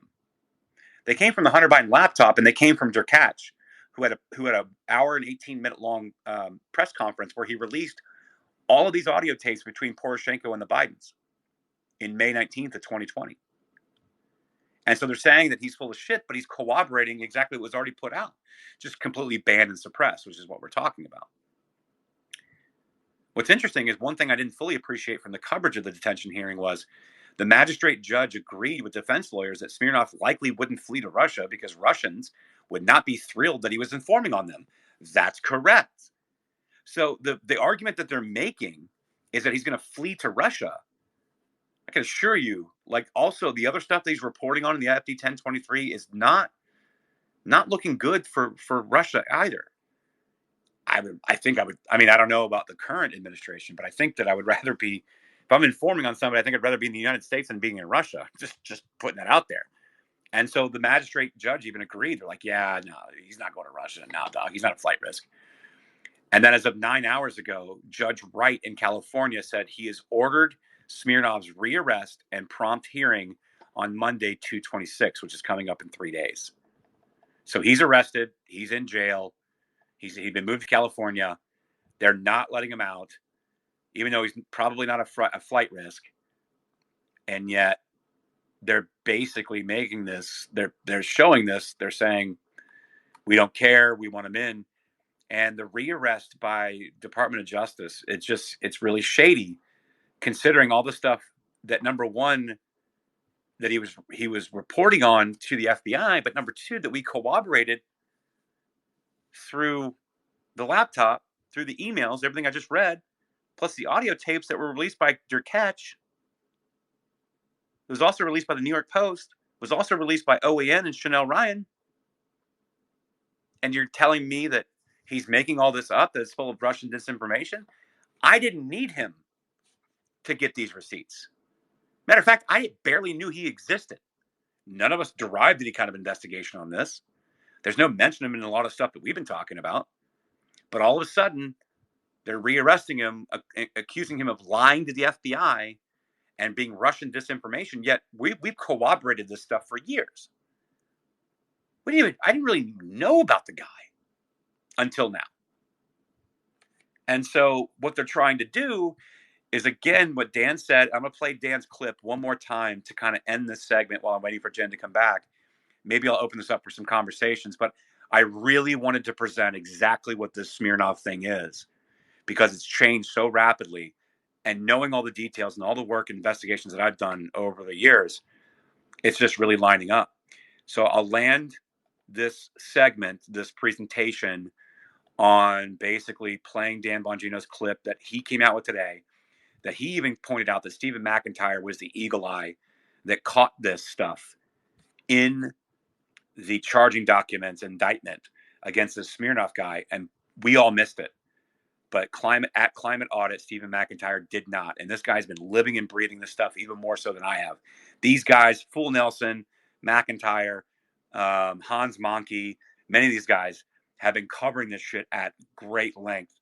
But this is about a 6-minute clip that'll give me enough time for Jen to come back, rest my voice. I'm going to play this full clip through because I've given you the context. I've shown you the data. I've shown you the receipts. I've given you their own words. I've played their own audio clips. All of it is there. And this Smirnov thing is just another attempt at suppressing the information that's coming out about the Biden administration. Now, why is that? Why is that?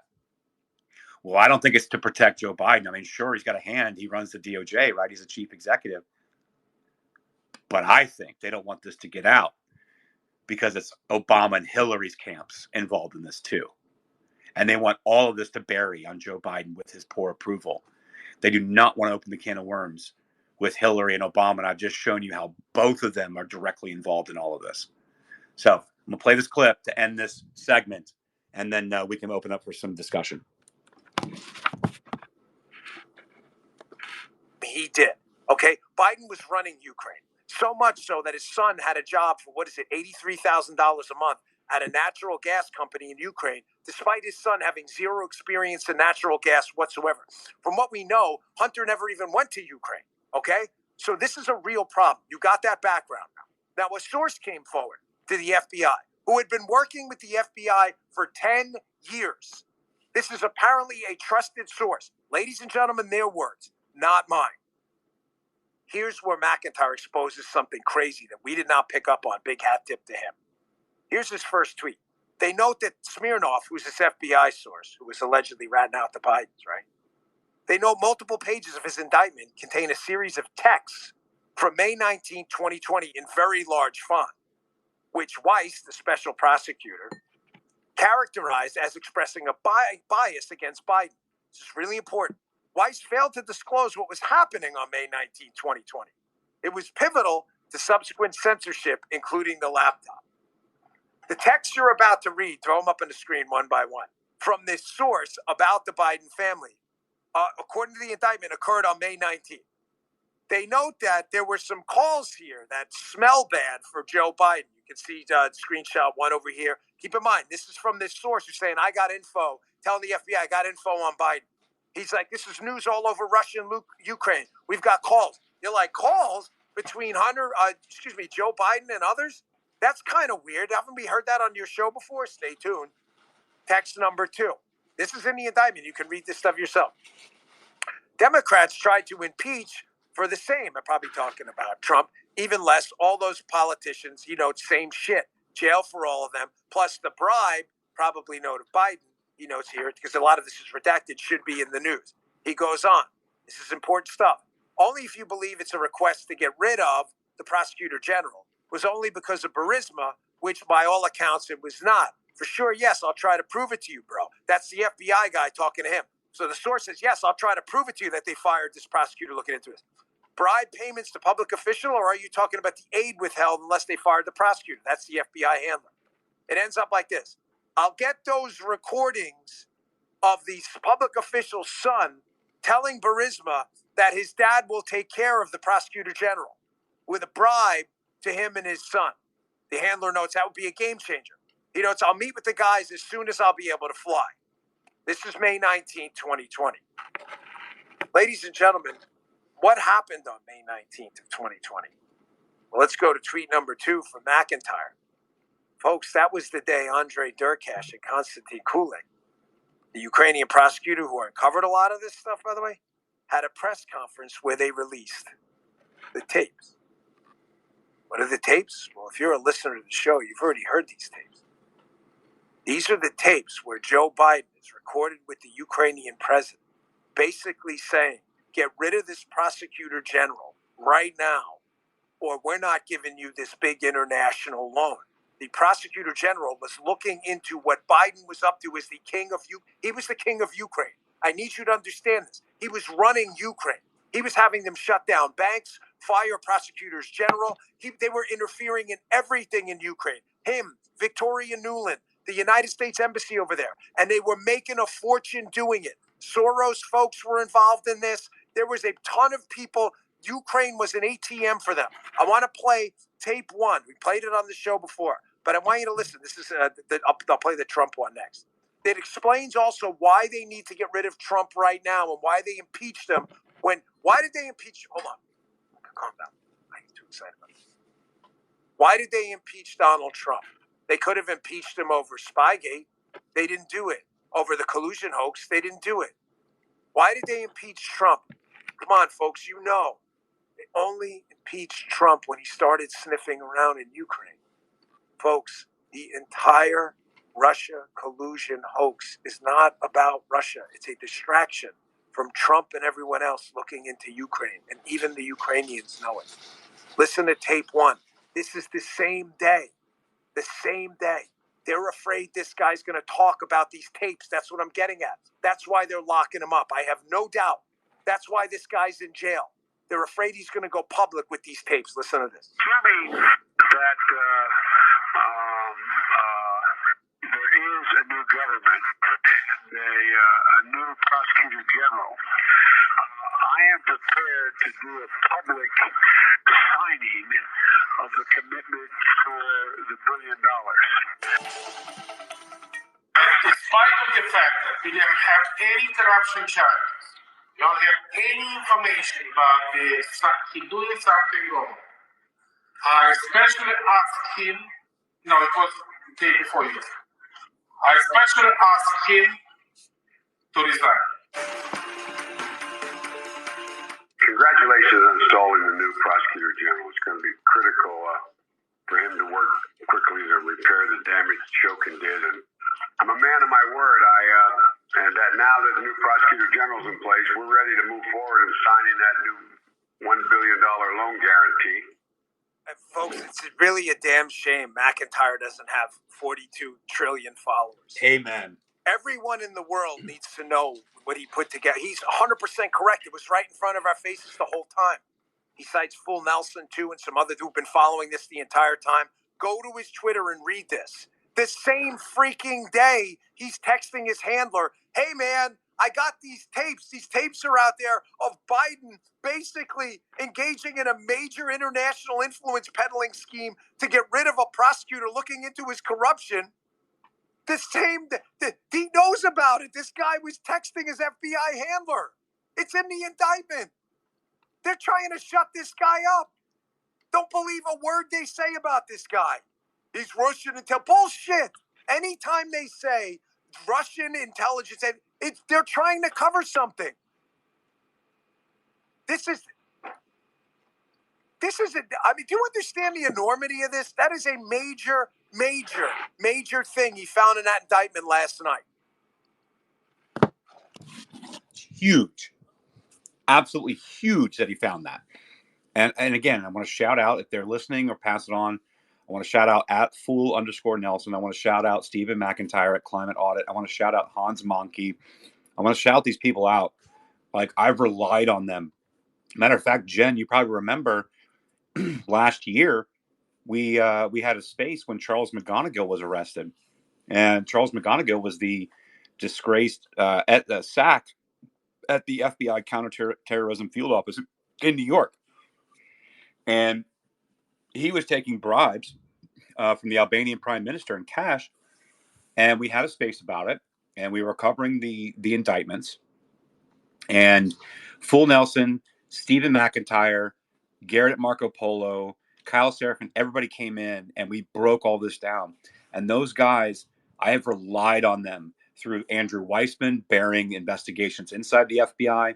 I've relied on them with some of the fallout through Russiagate, Spygate.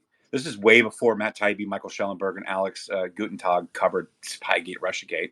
Tracy Beans. These people have operated basically investigating 24/7, putting out some of the most incredible work on digesting indictments, on digesting what's going on with all these different stories. And yesterday, when this new indictment came down on this Smirnov fella, my dude Stephen McIntyre went in and found, he's like, these are text messages on the same day with his FBI handlers as Derkach came out with these audio tapes. And he's also saying he has additional tapes of conversations being had. They are 100% going after this guy to shut him up, put him in prison. I'm going to say it again. I said it once. I'll say it again. Andrei Smirnov did not kill himself, right? Because they want him in jail. The judge is refusing to let him out, saying he's a flight risk, even though the magistrate who saw his first arrest said there's no way in hell he's going to Russia because it's just as bad for him in Russia for the shit that he's been talking about with the FBI. More likely to be killed there than here. So if you guys are wondering about this Smirnov story, this is everything I have. And it's everything that I've been going over. This is everything, how it connects. I brought you additional context and proof from the Hunter Biden laptop through the emails of the pay-for-play influence operations that they were doing. They're referencing the $1 billion. You heard Poroshenko talking with Biden while he was still vice president, I might add, saying, okay, you did it, great. You fired the prosecutor looking into Burisma. My son Hunter's sitting on the board, blah, blah, blah, blah. That's all of it, guys. I don't know, Jen, what do you think? But I'm pretty sure I laid out this entire case. This is who Smirnov was. This is how it's connected. These are who the names are. This is the content. These are the recordings. This is everything. This is stuff that we've been covering for a long time. But these arrests are not in a vacuum. And I believe conclusively, based on the information contained in the indictment, based on what Dan had pointed out here, and what Stephen McIntyre just expertly, like just an absolute Chad, had found in that indictment, ties all of this together. And man. Anyway, I hope that for everyone listening, I hope that explains what the Smirnov situation actually is. And if you're just joining, the space is recorded. You'll be able to find it in my highlights. We're not done. We're just getting started. We're going to open it up for conversation, have some fun. But I had to do this. Jen knows when I have a wild hair, I'm like, I'm onto something. It all connects. I got to tell people how it connects. I've been doing that for like the last 2 years. Jen knows. I get kind of crazy about it. But that's it. That's what the Smirnov thing's all about. Welcome back, Jen. Thanks. It was perfect. I had to run around to the store, let Trash do his thing, just explain the entire whole Russiagate collusion thing we got going on here. Real quick, real fast. Let's have some fun Friday night. Yeah, absolutely. If you guys want to come up, ask questions, you want to join, anything you want to add, please come up. We're just going to have some fun now, but I had to do that part. I had to. It's too big. Well, no, and it makes total sense why they're like so like going after this guy, right? So if he's really the cups of like all of this, well, of course they're gonna try to undermine his testimony because like his testimony is the testimony. Right. And like, again, remember, I played the clip from Joe Biden at the Council of Foreign Relations bragging about if you don't fire the prosecutor, you're not getting $1 billion. Well, you don't have the authority to do that. Oh yeah, call him. Talking about Obama. Obama was involved. Why? Because Obama made Joe Biden king of Ukraine. Right? He was a point man in Ukraine. He had complete authority in Ukraine. And what did he do with it? Oh well, he got Hunter on a board of Burisma, an energy company. Oh! I haven't even gone into the documents yet. No, that's such a big piece of this. All right, JP, what's up? Yes, awesome material and content as usual, Trash. Thank you. So Ukraine, it's the focus of the Biden rule where he was basically made like Duke of Ukraine. He's running it with the CIA. He is having prosecutors fired. So isn't it funny that then the first real international actions that Biden takes in office is all the stuff involving NATO that provoked the conflict and the war with Russia and Ukraine. So is it possible that the Ukraine conflict is the most expensive cover-up in history? Is it possible that Zelensky knows everything and is doing a quid pro quo? Like, why did Biden rush to get involved in this conflict right as soon as he took office? To me, it just seems too coincidental. Well, and it's not, right? I mean, you're spot on. I mean, I think you're asking the right questions because remember, so February 22nd, 2022, there was movements on the border where Russia was moving in, right? Because you have a weak, compromised president. Putin knew it. And he wanted his natural land bridge. And he wanted the eastern part of Ukraine. Now, sure, he told Tucker Carlson all kinds of historical lessons, all these things, but he left out the convenient fact that part one was Crimea. Obama let him do it. If you don't remember, Obama was found on a hot mic saying, if he's flexible with me, we'll be flexible, and as long as I get into a second term, I'll be able to be a lot more flexible and comfortable, and we can negotiate from there. Essentially allowed him to take Crimea. Part one was that Russia needed a warm water port. Part two was that they needed a natural land bridge, and the natural land bridge was eastern part of Ukraine. Now, granted, we saw the Tucker interview. That's all well and good. And we saw how he said the history lesson, and we gave it to Ukraine. We're taking it back. And there's Russian citizens being persecuted in those regions and they've been forced to those regions and Nazis. And I mean, all those things are true. But he just left out the one most convenient part was that he wanted a natural land bridge, right? So that's really what it is. Okay, fine. But then, and again, that's still not our fight, or is it? Is it because we did a color revolution in 2014 through Euromaidan? Therefore, we were responsible for that country. Forget the Minsk agreements that people like to bring up. I think that's a diversion. I think ultimately, everyone knows, we ran a color revolution, not only in 2003 in Ukraine for the Orange Revolution, but we did it again. We messed with their elections in 2010. And then 2014, we had the Euromaidan protests, and we created another color revolution. And so we were somewhat responsible, and it became our centerpiece of corruption for the establishment on both the right and the left, not just Joe Biden, not just Obama, not just Hillary. We're talking to everybody, right? This is a complete, defense contractors, everybody had their hands in Ukraine. And so knowing all these things and playing all these recordings while Joe Biden was still vice president, I mean, if he doesn't want these things to get out, I'm sure Zelensky and many other people in that government would also be able to corroborate these recordings and these conversations and these actions, right? And you saw about a year after the invasion from Russia, you saw Zelensky firing all kinds of cabinet ministers, the deputy ministers, everybody. And why were they doing that? Well, it was because most likely they had all this compromise. So basically, Zelensky centered his power and influence over the United States and over the UK because we weren't the only ones with corruption in that country. It's not just Hunter Biden and Joe Biden. And so Does he have something over Joe Biden? I would say he probably does, because he is the president. He has access to all these documents, and they were complete corrupt. And so, no, none of this would have happened with Trump in office, but you had to get him out. And so you tried to impeach him over some quid pro quo for simply asking questions about Ukraine. Meanwhile, we just laid out empirical proof that they were involved in this directly. I hope that answers your question, because again, that's ultimately, I think, the answer. This is why it's going on. It's the same reason that Boris Johnson killed any kind of peace talks. They had the deal all but inked, and Boris Johnson swoops in, peace is off the table, war continues on. We need to send money. And now that Jen's here, I can alter the title a little bit. We can start talking about Navalny, because boy, do Jen and I have a lot to talk about with Navalny.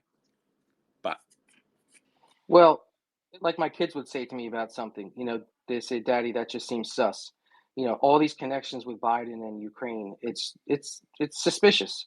The only other alternative that I've thought of as to why this DC establishment is so gung ho on war in Ukraine, other than covering up something, and it could be both, but the other option that I've thought of is just that Joe Biden, in his grifty mastery, used his time in Ukraine to basically set up the groundwork for his own cash machine, which he had the connections and the ability to do what people do when they want to make billions and billions of dollars, and that's make war. So could it just be that he set up this as like a marketplace for government money, for defense contracts, for every kind of money, just basically endless cash from Washington, D.C., that the politicians are demanding we send, or else we're racist and we hate America and we hate democracy? There's some level of grift there too, and I can't tell if that was the Biden's initial intention in setting it up, or if it's just a natural secondary part of whatever else they're doing. well, let me see how much I can say. I know some people that are contractors in that region, and they've told me, or they were at one point, or they have experience with it. And essentially, they told me about an invoice scam where essentially the people within the Ukrainian government asked them to inflate their contracts, and then, so like, let's give an example. Let's say whatever job they're doing is going to cost $5 million, but they want them to inflate it to $40 million, right? And then the U.S. government settles those invoices. The $5 million is paid, but the other 25 or the other $35 million is still out there. And this is where a lot of the money is being laundered.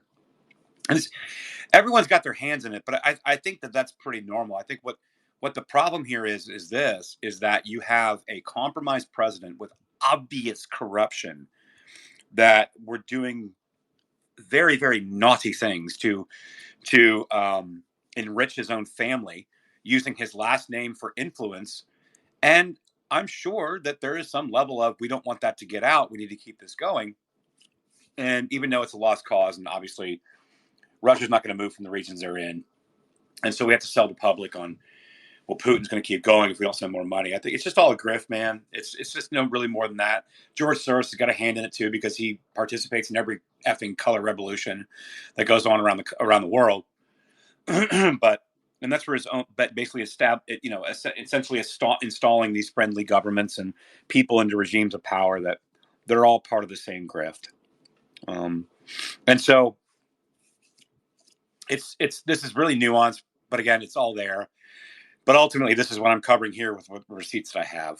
But so yeah, JP. I mean, I don't think you're far off. I think it's all of it. It's just all of it. It's just garbage. I just go down every possible route of debauchery and greed and filth, and usually that's where I find the original intent. So yeah, I just dig down each rabbit hole just to see where that logic leads me, and there, you can't really find much good in this system. But I'll land my plane. Thank you, Trash. Yeah, JP, for sure. Hey, Amber, go ahead. Hey, good. So I'll just be quick. From my understanding, I'm still researching it, but it looks like Monsanto and Cargill and some other of these companies that like their GMOs, and they've purchased about 30% of the farmland in Crimea. So that could be another thing to fold into it, which is sad because the breadbasket over there, they have amazing soil. They have amazing farmland that's been there for ages and ages, and to put our chemicals and the crap that they've ruined our farmland with seems just so outrageous and insane. So I'm still looking into it, but that might be something to factor in as well. No, I mean, I think there's an opportunity, right? I mean, don't let a good crisis or let an opportunity go to waste. Ultimately, Russia wanted Crimea because they wanted the warm water port. And I don't know. I'm not convinced that Putin or Russia would allow a lot of these people to operate within Crimea. But if they're purchasing it, so be it. But I don't know what they're trying to accomplish. I just know that the only reason that Russia, from my point of view, the reason that they wanted Crimea was for the warm water port because they didn't have one. And so I don't think it's more complicated than that. Although, sure, I'm sure it's ripe with grifts because all he wants is the port. I don't think he actually cares about the people of Crimea. So that's highly possible. I'm not well read on that stuff. I can't really comment too much on that. Well, Jen, you there? I'm here, Trash. Do we get into Navalny because it's getting even crazier? Dude, let's do it. God. Yikes. So, Alexei Navalny. Do we think that Alexei Navalny died in prison and that he was killed by Putin on the same day after being in captivity for 2 years, on the same day that the Munich Security Conference was kicking off? Oh, and by the way, Jen, if you don't remember, do you remember what was going on around February 22nd of 2023 or 2022? I don't, not off the top of my head. Good question. I'm glad you asked, because this is when Russia moved into Ukraine. What was also happening at that same time? The Munich Security Conference. Huh. That's really interesting. What's even more interesting is you want... Weird. Yeah, it's so weird. It's totes weird. And you want me to believe that Alexei Navalny, who marched with neo-Nazis and white supremacists doing the Sig Heil in the streets, you want me to believe that he is the darling of the left, the political liberal economic order, and he's marching with white supremacists and neo-Nazis doing Sig Heil in the streets.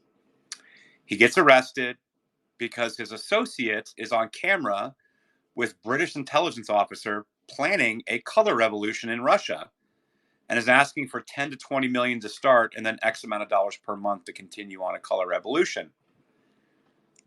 I don't know. I mean, Putin doesn't seem like a good guy to me. Seems like a bad guy. But if I'm running a country, I'm pretty sure if I catch somebody trying to create a color revolution in the country, probably going to lock you up too, bro. What's really weird about that whole story is that the same Alexei Navalny, who's a darling of the left and darling of the establishment, who marches with neo-Nazis doing Sig Heil, his wife, Yulia, was listed by the State Department in 2021 as a widow. Well, that's weird. Because if Alexei Navalny just died last week on the first day of the Munich Security Conference, where the who's who of prime ministers, presidents, ambassadors, State Departments, intelligence community officials, Five Eyes of all the different countries, they're all meeting in one place. And Obama and Hillary and Kamala, they're all there. And on the same day that the Munich Security Conference kicks off,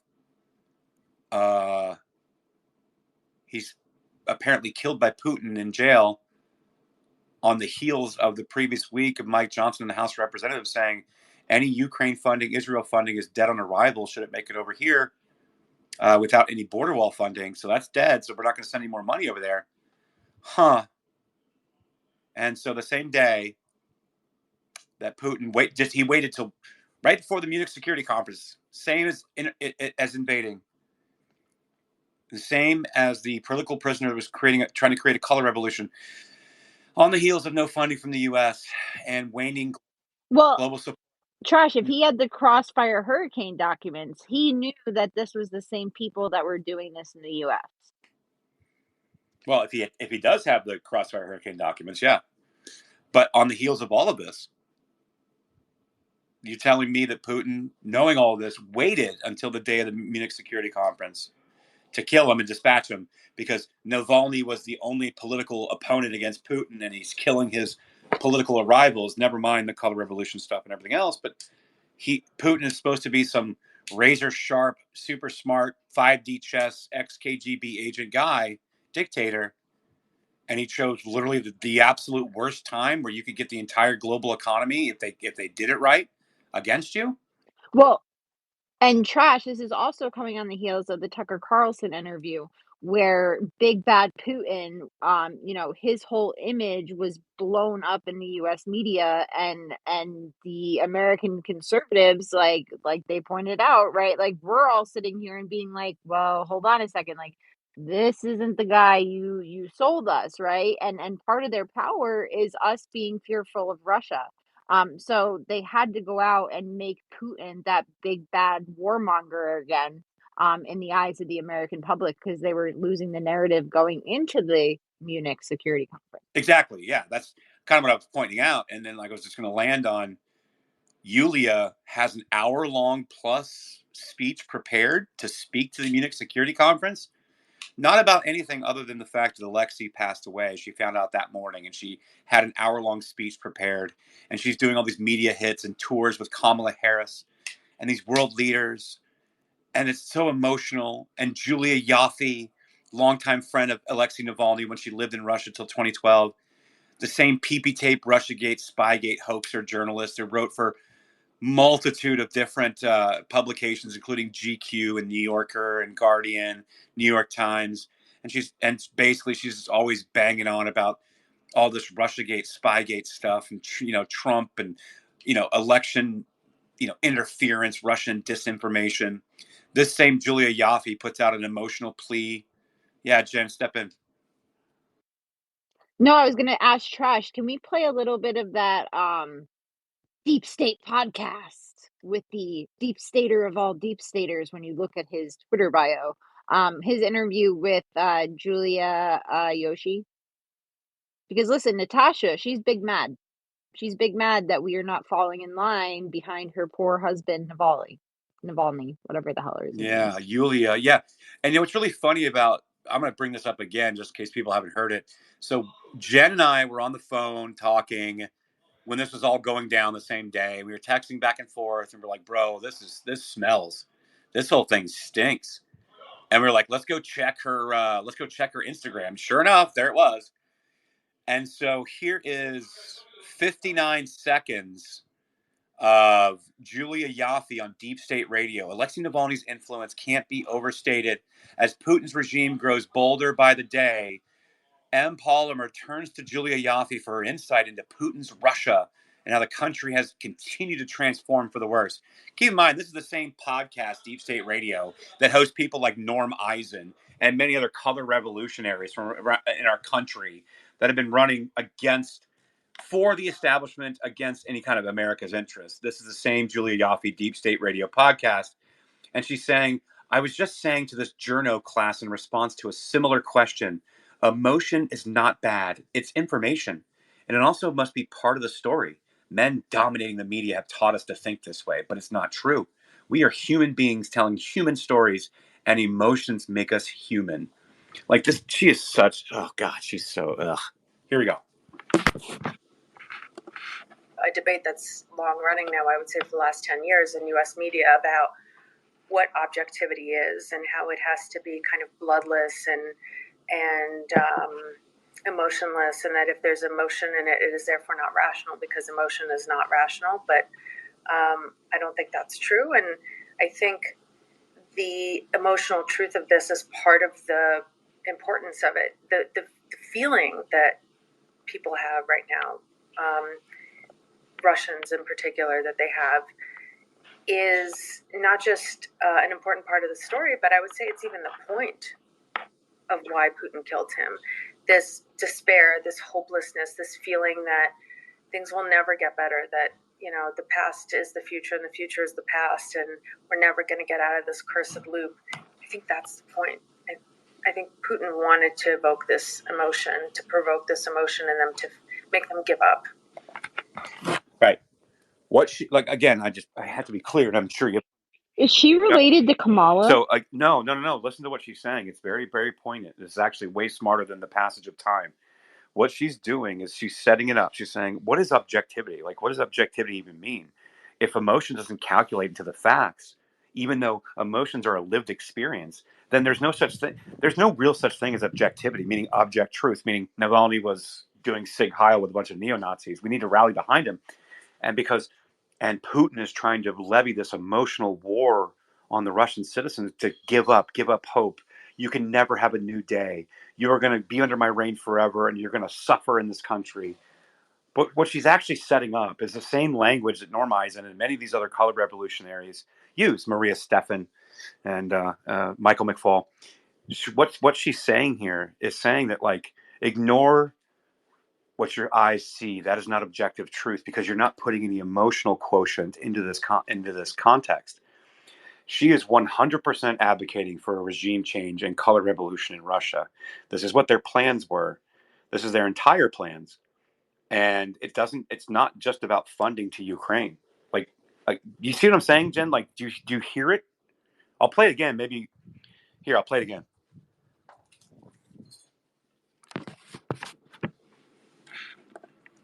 A debate that's long running now, I would say, for the last 10 years in U.S. media about what objectivity is and how it has to be kind of bloodless and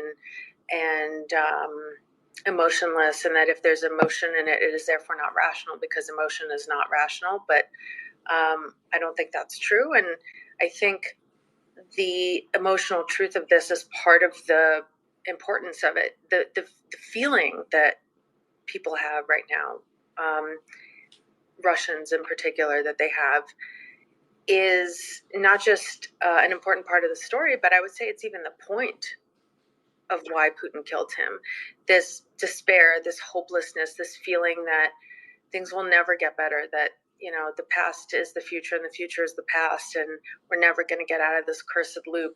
I think that's the point.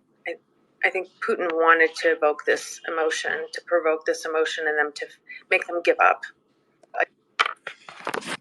Again, I can't unhear it, right? Because remember, like, at the center of, like, what Norm Eisen and Michael McFaul and Vicky Newland, all these people were doing in Ukraine, and what these people were doing to Donald Trump, and the Russiagate, Spygate, Ukraine-gate stuff that we kind of just went over in regards to the Smirnov thing. And I'm listening to Julia Yoshi, the same person who lived in Russia till 2012. The same person that was subtweeting us because we were saying her name wrong during that space. I can't get over it. I think it's absolutely hilarious. I know she doesn't like you, Jen, but it was just hilarious that we're getting subtweeted by her. The same person we're just absolutely wrecking.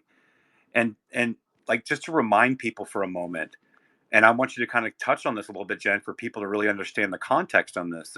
This Julia Yaffe, who wrote for many publications on the PP tape hoax stuff, right? And I actually have a copy of your notebook that you sent me while we were talking about all this. I just want to review with everybody all the different publications that she was pushing this Russiagate PP tape hoax stuff on. And I'll have you kind of crystallize it for me and for the listeners, so they understand what exactly she was writing about if they don't know who Julia Yaffe is. I got to be honest with you. I've always called her Julia Ioffe because I've never heard her name actually spoken vocally before. And so when ABC News did this stupid puff interview with her and they said her name correctly, I'm like, oh, holy shit, I did not know that. So now I can't unsay it because I try to be precise. I guess it's a character defect of mine, maybe. I don't know. But my God, we've been talking a lot about this. But you've got your notebook and you sent me a picture of it. Where is it? Lord have mercy, we've been talking a lot about this. Yeah, so I don't know if people are listening. If you guys don't know, Jen and I have been banging on about this from day one. We've been way ahead of the news. I don't do self-praise. I don't do self-congratulatory stuff. But man, have we been so far ahead of this. And they've changed their story 6 times on what actually happened to Navalny. 6 times they've changed what happened to him. And we keep blowing it up. And here we go. So you got a notebook here. You put it together. I want you to explain why you had this. So Julia Yaffe Ioff, she wrote for New York Times, Atlantic, Foreign Press, BuzzFeed, Forbes, GQ, Guardian, New Yorker, New Republic, and Moscow Times. And she lived in Russia until 2012. You can see it from her latest post on Instagram. Her emotional plea that her good buddy, Mr. Sig Heil himself, Navalny, was killed by big bad Putin day before the Munich Security Conference, and everyone needs to rally around Yulia Navalny, even though Yulia Navalny was listed as a widow by our State Department in 2021 and moved on and had a Russian billionaire boyfriend out of the UK. It's like it's so transparent and stupid. But like maybe for the people listening, maybe give them some additional context on your history of Miss Julia Yoshi. Yeah, so she was part of the Russia hoax group that I was researching that was up at my family's estate up in New Beach, New York, that the Rockefellers stole from my family. And it was this group of them, and it was Miriam Elder, Julia Ioff, Michael Schwartz of the New York Times, and then Max Adiev. And I noticed that all of them lived in Russia during the same period, which is also on that notebook paper trash. And then I realized they all worked at all of the same outlets. And then they would like circularly report all of each other's stuff. And it was being promoted on places like Facebook. Well, of course it was, because Anna McAndrew, who was legal and head of global election security at Facebook, was part of their group. And there's so much similarity in this group, and then to see that they were responsible for a lot of the Russia hoax stories that came out about President Trump. And then I began to notice that right before any of these big stories would come up, they were up at my family's estate up in, I guess it's not my family's estate anymore, well, my former estate of my family. And every time they'd be up there for the weekend, then the next week a story would come out.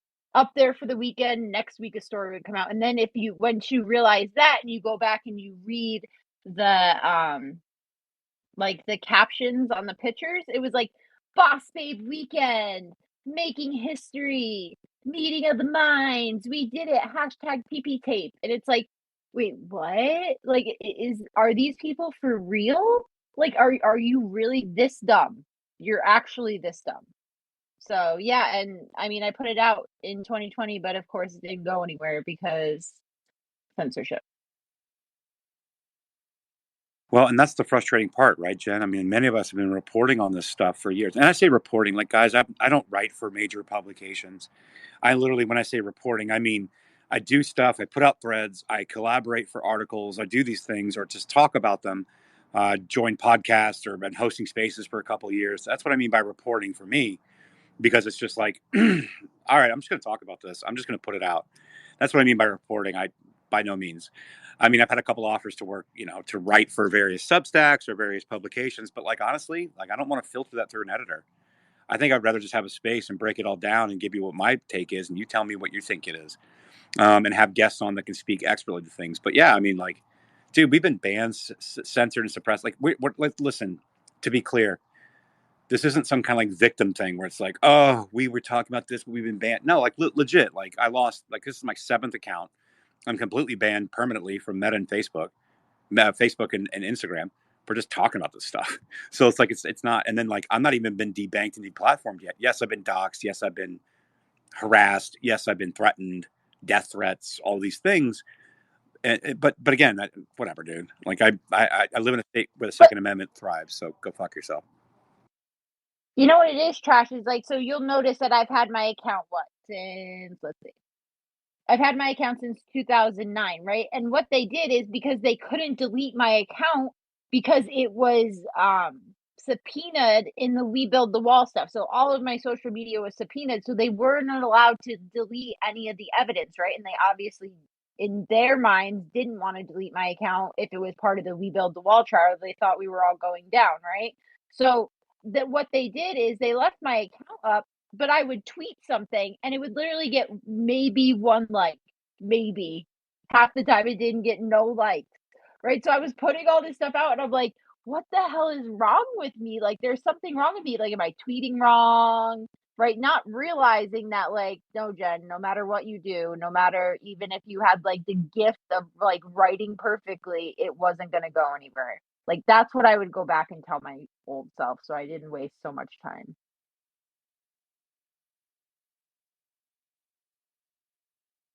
No, you're 100% right. So I was responding to a question somebody asked me about Operation Gladio, and I'm like, oh, you want to talk about Operation Gladio for a minute? Well, I could. Just go to BX on X. It's BX_on_X. She's been doing a lot of reporting on accelerationists and leftover kind of operations that Gladio presented. This is stuff I've talked about a lot. Jen, I feel like every time someone asks us a question about something, I'm like, oh, yeah, no, that connects with this, this, and this. It's such a mosaic.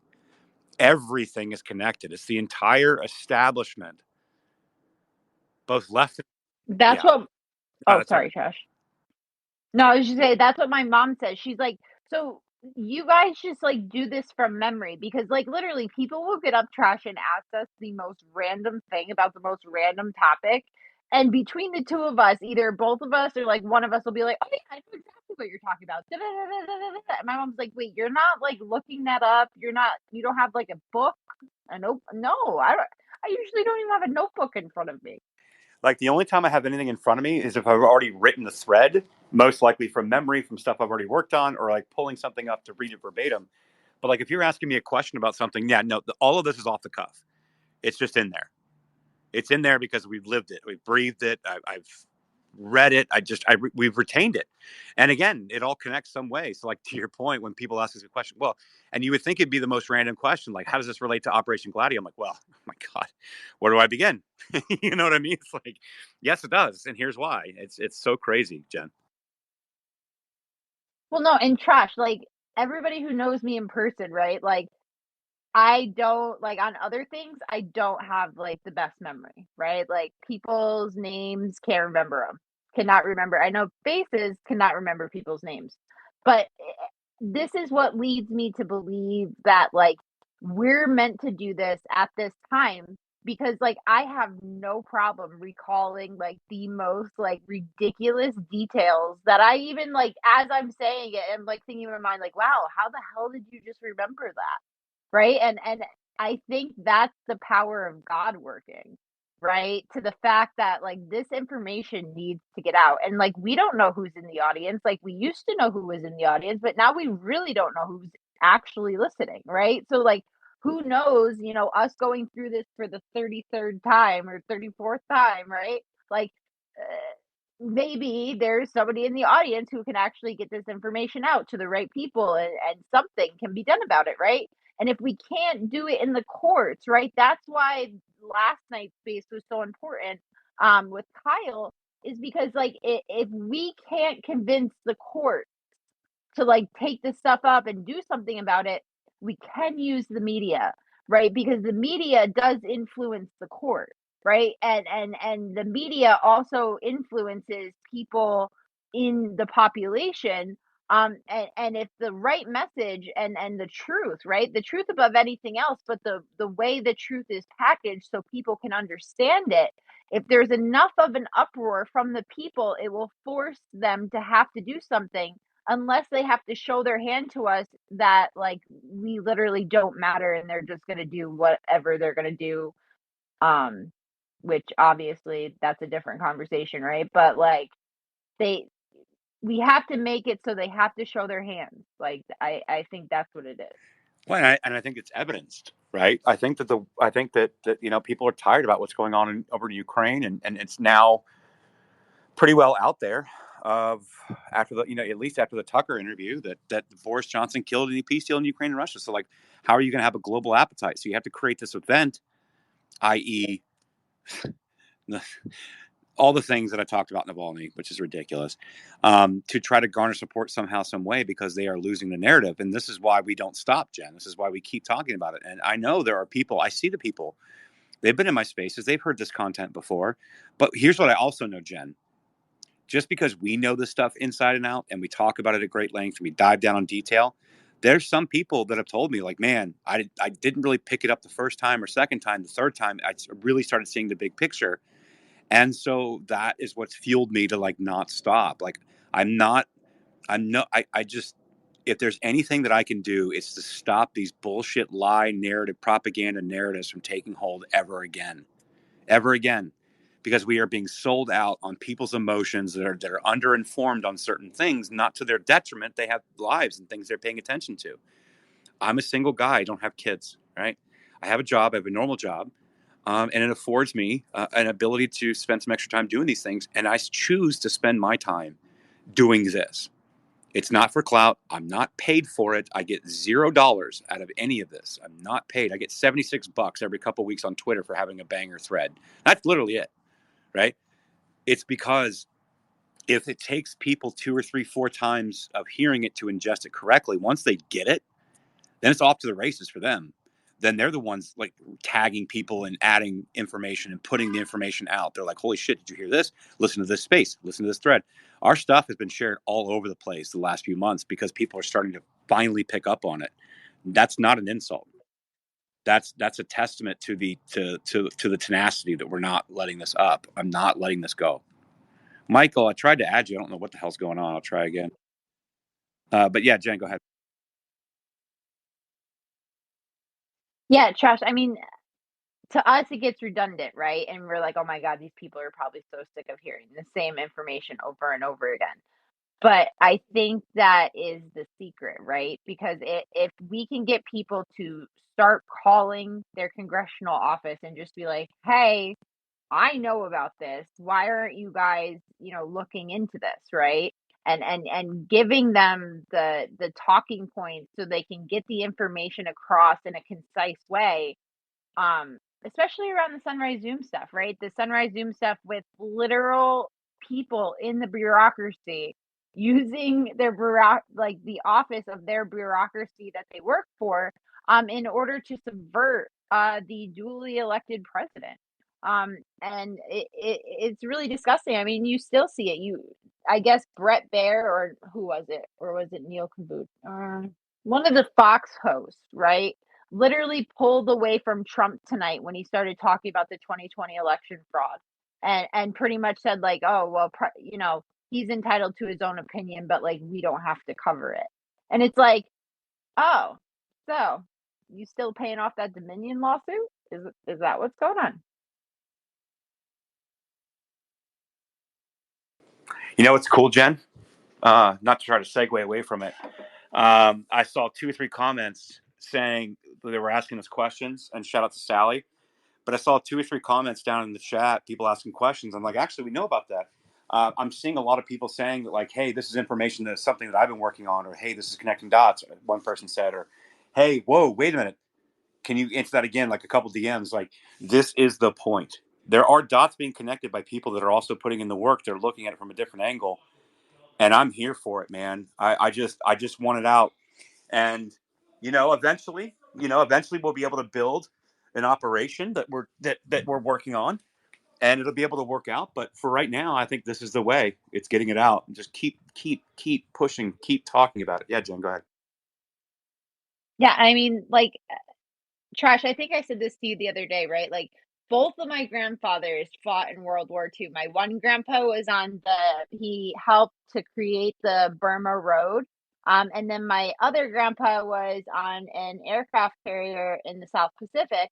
And you know what? They were battling Nazis. They were battling Nazis, right, in World War II. And I am not going to allow these people to try to poison my view of reality, when the reality of the situation is they are supporting Nazis, not only in Russia, like the guy is literally doing Sig Heil and inviting people to join his movement who are Nazis, right? They're also openly supporting Nazis in Ukraine. And we're actually, like, funding Nazis in Ukraine. So, and they act like Nazis, straight up. So I'm not gonna, like, sit here and be tricked into thinking that this isn't happening, that the liberals and the Democrats in this party are openly supporting Nazism and Marxism. And then to be like laughed at and be told like, oh no, you're crazy, ha ha ha, as they're like slowly taking over everything. Like my grandfather.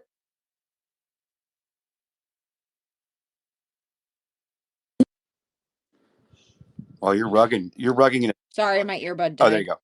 All the hundreds of thousands of people who lost their lives in World War II, like, they didn't die in vain, and I'm not just going to be, I guess, diverted in an effort to try to stop this, right?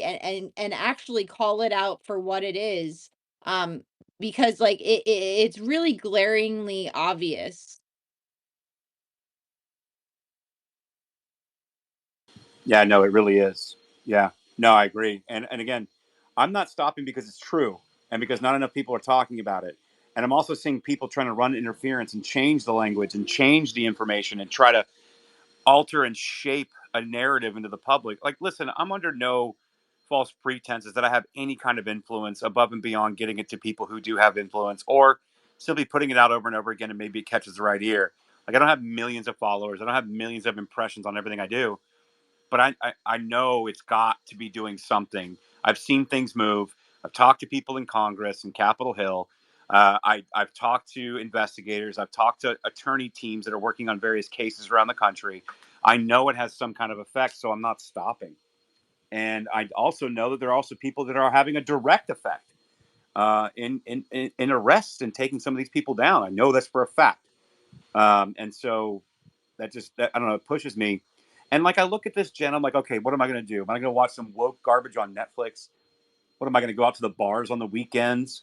Yes, I do that sometimes, but I do that typically when I travel for work and I'm with clients. So I have my fun then, and I come back and this is my focus. This is my focus all the time. Would I rather be doing something else? I mean, I don't know now, but if you'd asked me that a year ago, I'd be like, yeah, I'd rather be not having to worry about any of this. I'd rather not any of this having to exist, that I don't have to work to expose it to the point where it's encroaching on me even being able to live my life the way that I should be able to live it as a law-abiding, tax-paying citizen. Unfortunately, it's so corrupt and it's so completely taken over, and people's lives are going to be lost. We go to war. It's not my kids. I don't have kids. They're going to go to war. It's going to be everyone else's kids. I don't want anybody's kids to die, and I definitely don't want them to go to war because of some contrived, manufactured bullshit of people that don't have a stake in that game as well. And it's only the people that are going to be enlisted that are going to be, affected by this. So I don't know. Like, this is my fight. And Evie, I'm going to come to you, but Jen, go ahead and we'll kick it to Evie. Yeah, I mean, I just want to like point out like this. How do I put this? This situation isn't just happening, right? This situation is happening on top of our southern border, literally getting invaded currently. And now I've watched a bunch of videos about how there's two simultaneous migrations happening, right? You have the large one, which is, I guess you'd call them migrants. I would still call them invaders, right? Which are like the ones who have been coming here, I guess, kind of, right? But you have this whole other contingent. And the reason I found out about this, sorry, the dog is literally going psycho because he has to get under the blanket, apparently. Sorry, guys. I'm gonna, So there's this Jen, can I contingent, interrupt and the just for a reason I second? caught it is because NBC News um actually started, releasing numbers on the nightly news of how many Chinese migrants were coming over. And I was like, wow, that's really weird. Like, why is NBC specifically covering, the Chinese migrants and giving numbers that are pretty like eye-opening if you haven't been paying attention. And what the video I talked about talked like described it as these specific Chinese migrants, they look different, they act different, they're more hostile, they don't want to be interviewed, they won't tell you where they're going, they're housed differently than all the other migrants, in the Darien Gap. that are being housed there as well. This is a completely separate camp. And in the Darien Gap, once the trip gets too hard, these people get picked up by boats and are taken up by boat instead of making them, like, I guess, climb through the jungle like everybody else. So all of this is happening at once, and even one of these situations, 10 years ago would have been a huge deal, but we have this huge deal happening on like five different fronts all at the same time. And how do you navigate it when there is a large strong effort of propaganda in this country to make you believe an alternate reality that's completely untrue? Hey, very important, Jen. I'm so sorry. Trash. I see Stephen McIntyre in the room, and I was going to talk about him actually. Maybe we can invite him Go on the ahead, Evie. panel. Can you hear Well, me? Sorry, Trash. Go ahead. yes, Abby. Yeah, no, I see Stephen there as well, and I was covering his content earlier before you were in here. Right. I would love to have him on stage if he wants to speak. Yeah, absolutely. I mean, yes, absolutely. If he wants to come up, and again, I shout out to Stephen. He was shouted out on Dan Bongino's show today, and again, I obviously spoke highly of him. He joined us for a space last year when we were going over Charles McGonigal and many of these other things. But there's been a handful of people out there that have been relentless on the coverage of all of this content. And if you guys who I'm talking about, it's at Climate Audit. And this thread that he put together, he was the guy, man. Of course, he picked it out because he's always been on top of this. But he picked out specifically in this indictment of Smirnov the text messages that really tied in together the 2019 conversations between the FBI handler and Smirnov, and what was going on at the same time when Derkach was releasing these audio clips. And Stephen, thank you for joining us.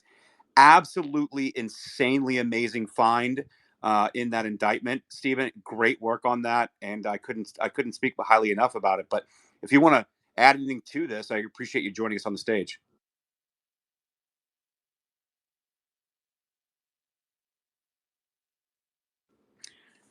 Yeah, I think you're muted there, Stephen. But again, great work. If you wanted to add to it, yeah, go ahead. Sorry.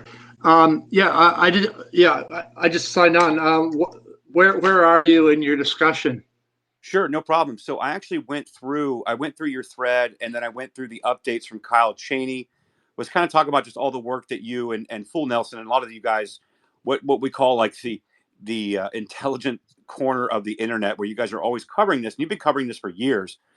You've been on top of it, but kind of went through a little bit. I kind of gave like some more like color commentary background. I kind of played the clip from the Council of Foreign Relations about the $1 billion son of a bitch.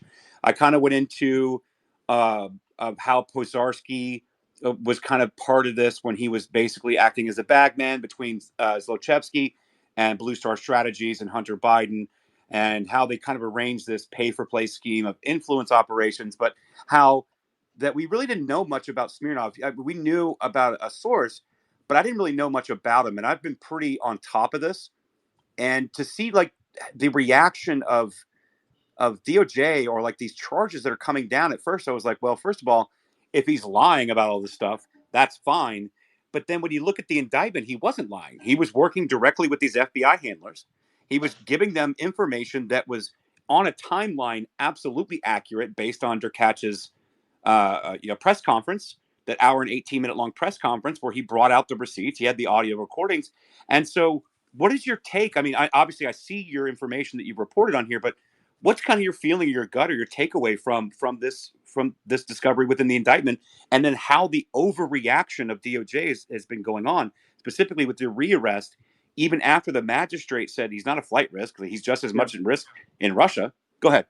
Okay. I guess in a sense, the most people, I mean, it was a long thread, and it was a bit of a work in progress as I was writing it, and I think most people tend to have read the first 5 or 6 points, and then the engagement drops off exponentially. But in fact, I think the most interesting things are about halfway through or 3/4 of the way through. Yes, there was a context for I started off with this point that these messages were directly after the Derkach press conference where they played the Biden Poroshenko tapes, and the whole the Derkach press conferences and the cancellation and suppression and sanctioning of Derkach was really a play into the Hunter Biden laptop, or it was in some ways more important. But that is not really the story that I thought was interesting in the Smirnov one. Anyway, in the indictment, the indictment describes in paragraph 31 what you might say are the documentary evidence of Smirnov's contacts with Burisma. And according to the documentary evidence, Smirnov has a call with Zlochevsky in early 2017. He then, in April, is put in contact by email with Pozharsky. In September, he goes over to Kiev with associate number 2, who's a crypto promoter of some sort. We haven't been able to figure out who he is. It turns out that in Kiev, in the middle of September, there was a crypto conference, and that can be firmly dated. So we know that Smirnov, with his crypto friend, associate number 2, went to Kiev in the middle of September 2017, and he met there with Zlochevsky's daughter, her husband, and associate number 1 seems to have been along with a guy called Ostapenko. So that meeting's quite well fixed. Now, and then in January 2018, a few months after the Ukraine meeting, Smirnov and associate 2, the crypto guy, are once again in London. While he's in, and then they proceed, or he tells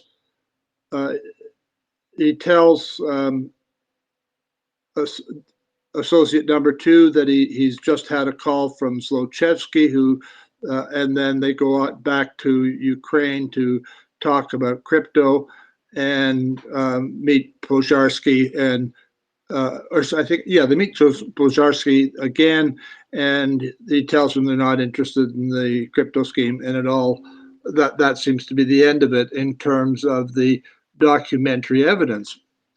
Now, the FD 1023 now the story in the FBI 1023s is very different. The first mention of Burisma, but in connection with Smirnov, is in beginning of March 2017, which matches the documentary evidence, but the rest of it is then completely different. According to the 1023, Smirnov had meetings with Burisma in Kiev and associate number 2, the crypto guy, in late 2015, prior to Biden's speech in Kiev asking for Shokin to be fired. And then a few months after that, sort of again in sort of late 2015, Smirnov is said to have had a meeting in Vienna with Zlochevsky, at which various lurid stories were told.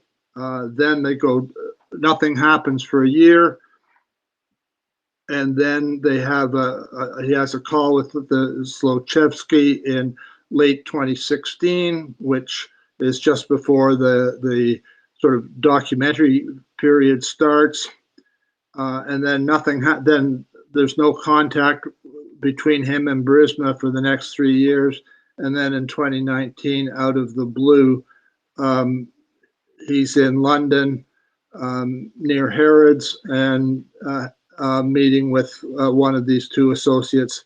And once again, there's supposedly a call from Zlochevsky. So it's weird. So there's a weird disconnect between what's described in the 1023 and what's the documentary evidence shows, and what Weiss charged Smirnov with is lying about these various meetings, and saying that saying that these meetings in 2015 didn't happen, and those were the meetings at which according to the 1023, all the lurid stories of the Bidens had been told. So now one of the things that then sort of really caught my eye was that the people at the 2015 meeting, this meeting that the FBI said was fake, the people that were at it were in 2015 were supposedly Associate 2, the crypto guy, Zlochevsky's daughter, and this was and Pozharsky. So, and again, they were talking. So, what was the crypto guy? The other thing is they had evidence that the crypto guy had never left the United States never left North America between 2011 and 2017. So, what it seemed clear to me, and I think I'm almost 100, I'm 99.99% convinced of this, is that the meeting that the FBI and Weiss placed in September 2015, and which they said was imaginary, is it's a doppelganger of the 2017 meeting, which is documented. And for some reason, they've placed the date wrong, because the descriptions match. The same people are at this meeting that they said never happened, that are at this meeting in 2017, which provably did happen. And what I think happened is that they had kind of the description from Smirnov to the FBI seems to have been kind of a floating chronology. And bear with me on this. So he said that they went to Kiev, and I suspect he wasn't terribly precise on the dates. He went to Kiev and had the meeting with the Zlochevsky's daughter and the crypto guy, and then a couple of months later, he went to Vienna and had a meeting with Zlochevsky, and he had said that was around the time that Biden made a speech calling for Shokin's removal. And the FBI knew that that Biden had made a speech at the Ukrainian Rada in December 2015 calling for Shokin's removal. So they then dated the supposed Vienna meeting to around December 2015 and placed the Kiev meeting a few months earlier than that. And that's how they got the 2015-2016 dates for these meetings. So, but do you see where the catch is? Yeah. Because the catch is this: Joe Biden's big speech about firing Shokin was in January 2018 at the Council of Foreign Relations in Washington. So it seemed. So as soon as you think about that, you say, okay. so and then that was a few months after the September 2017 meeting in Kiev. So what I think has clearly happened is that the FBI 1023 is all totally screwed up in their dates. But the events that they are describing as having happened in 2015 and 2016 are exactly the same events that are documented in 2017. So the meeting that they said never happened in 2017 in Kiev with the crypto guy, and then that would mean that the meeting in Vienna with Zlochevsky would have been at the end of 2017, early 2018. And then this is kind of a neat clincher, is that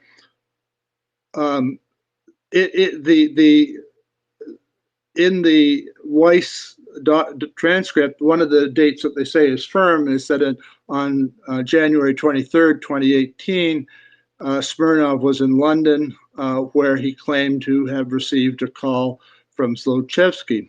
That's the very day that Biden gave his speech about firing Shokin at the Council of Foreign Relations. So my take on that is that would be the exact, and so the description of the call between Smirnov and Zlochevsky, which the Weiss places to 2019, matches exactly to the call in January 2018, and so the whole thing is. So the FBI just looks, whoever the agent is, looks like he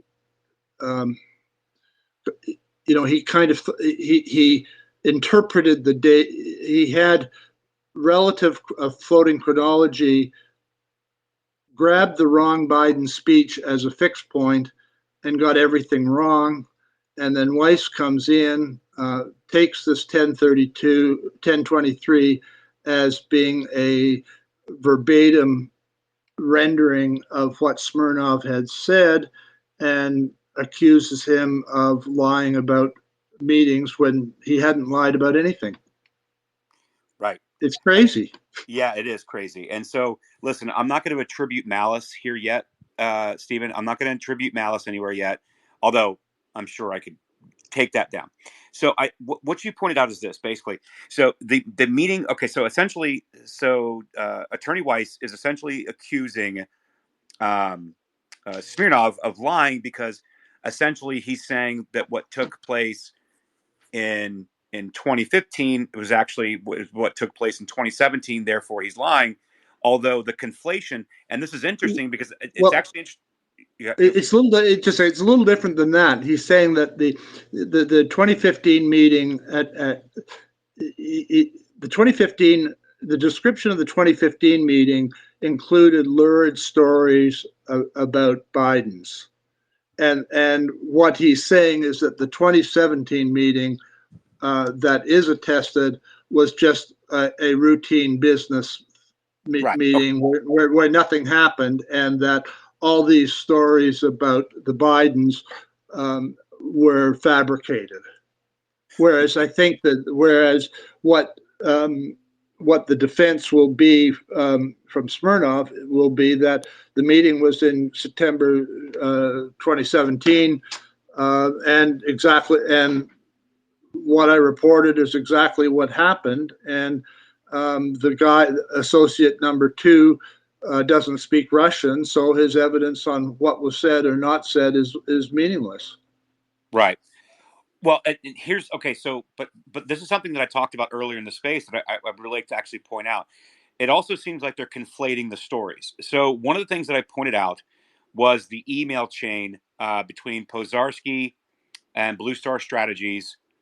And essentially, when you go through essentially what Pozarski as the bagman working between Zlochevsky being, obviously, Burisma CEO president, Vadim Pozarski is essentially the go-between that's working in conjunction with Blue Star Strategies, ultimately Rosemont Seneca, and they basically have this influence operation to essentially this PR campaign to reestablish Burisma as a legitimate company, because Viktor Shokin, who was the prosecutor, was investigating them for corruption, actually created sanctions. UK put sanctions on Zlochevsky himself. He had to flee when this investigation was going on.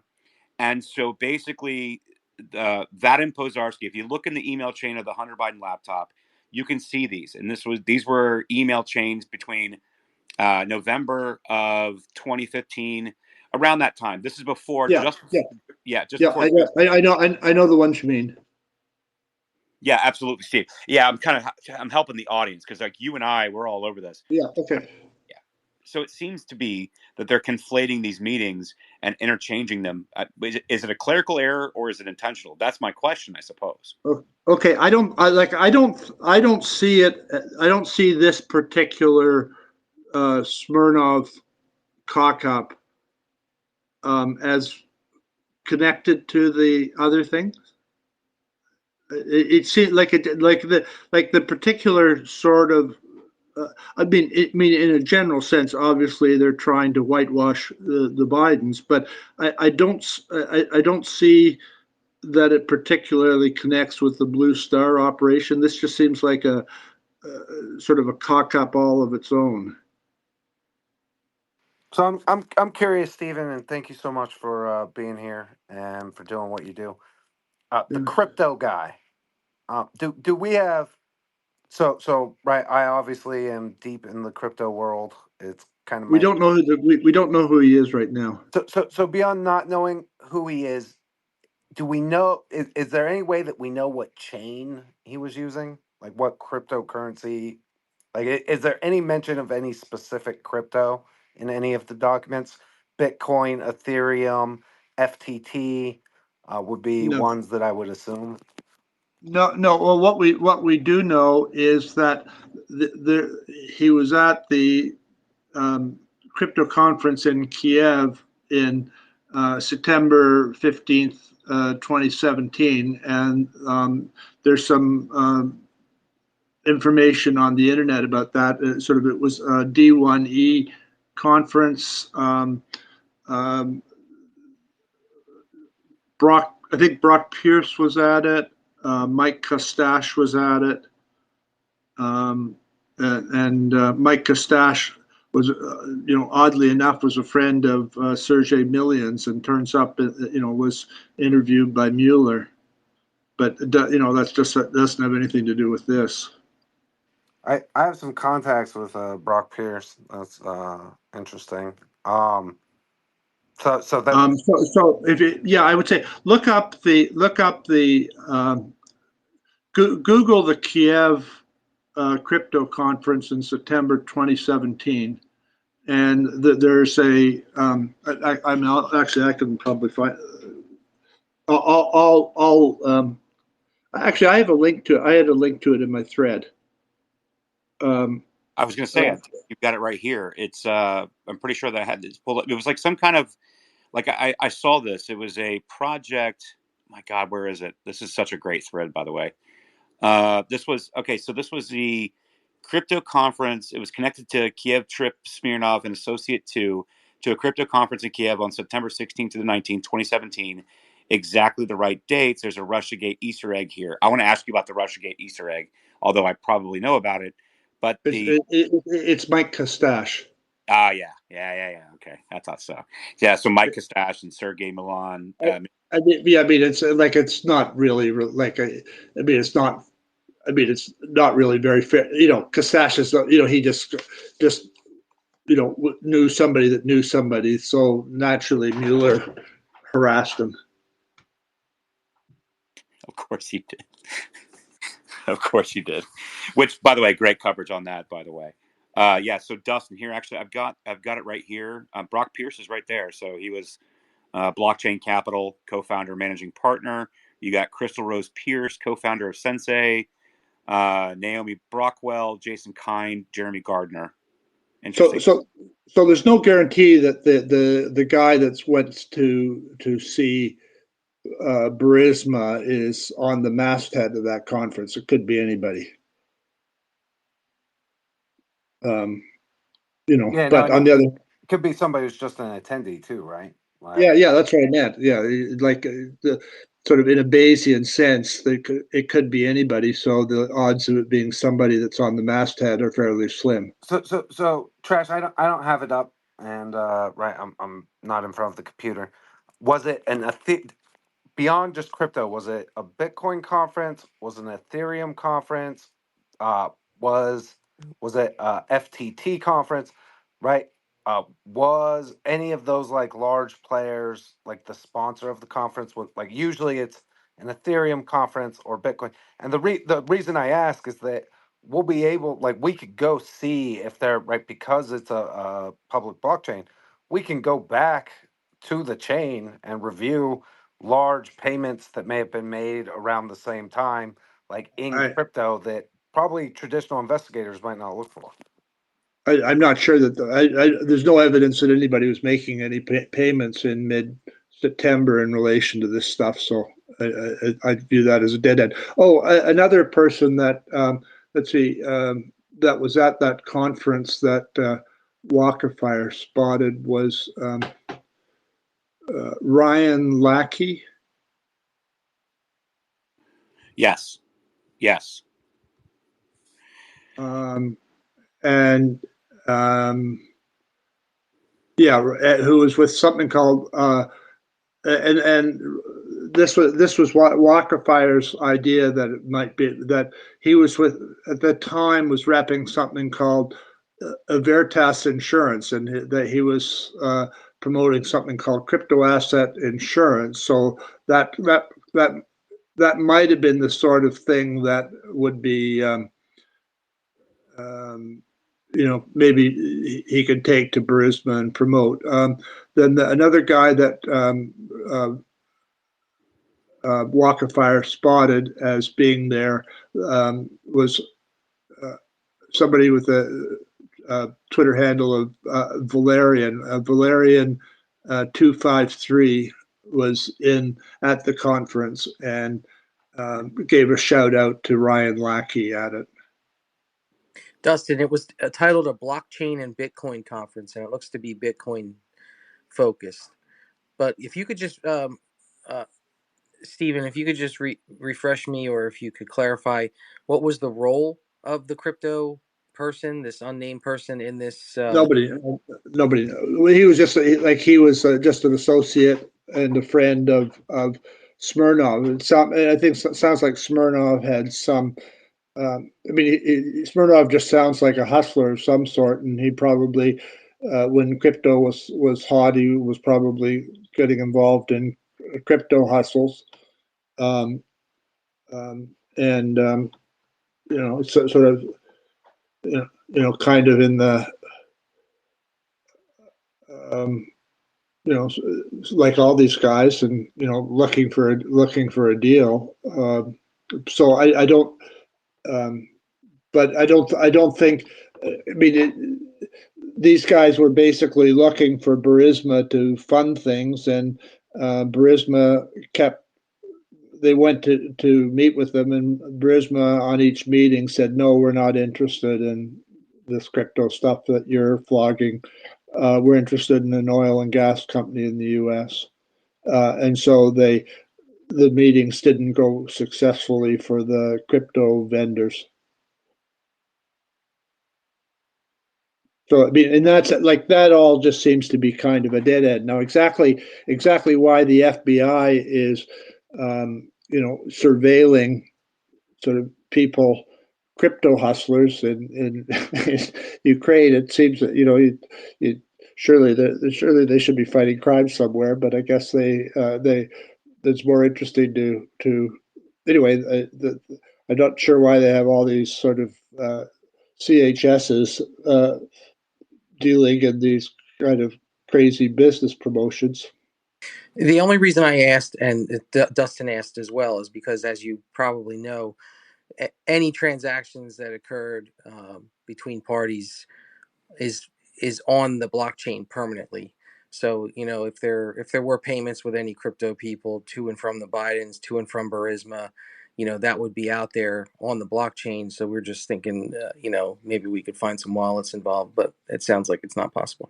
It seems like, and I'll let Stephen answer that question, but it seems more like this was kind of like, hey, we're doing some business over here. We got this conference, and you're a friend of mine. Maybe you can make some contacts or bring you along with me. Maybe there's some conversations that could be had. But it doesn't seem like many people whom were too interested in moving that forward. But again, I don't think it's an unfair thread to pull on. And Stephen, we're not.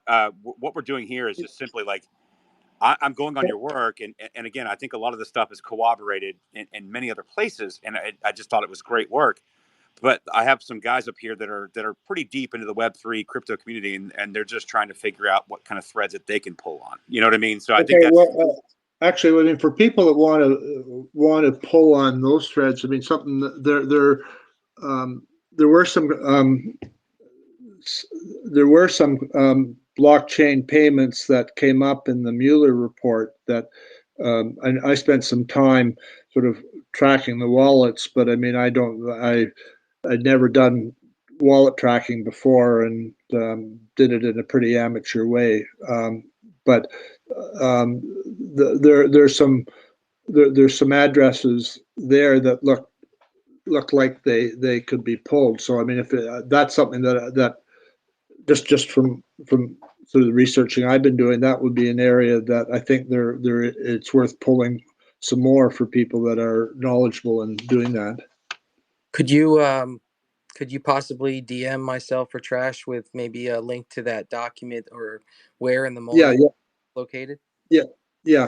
I'll write a note to myself to do that. Anyway, so back to the Smirnov thing. So this mid-September conference looks like that's locked in as a fixed point in trying to understand what's going on in the Smirnov indictment. So if you reread the indictment, sort of with this set of spectacles on, I think you can see the spots in the indictment which refer to the true September meeting about crypto in.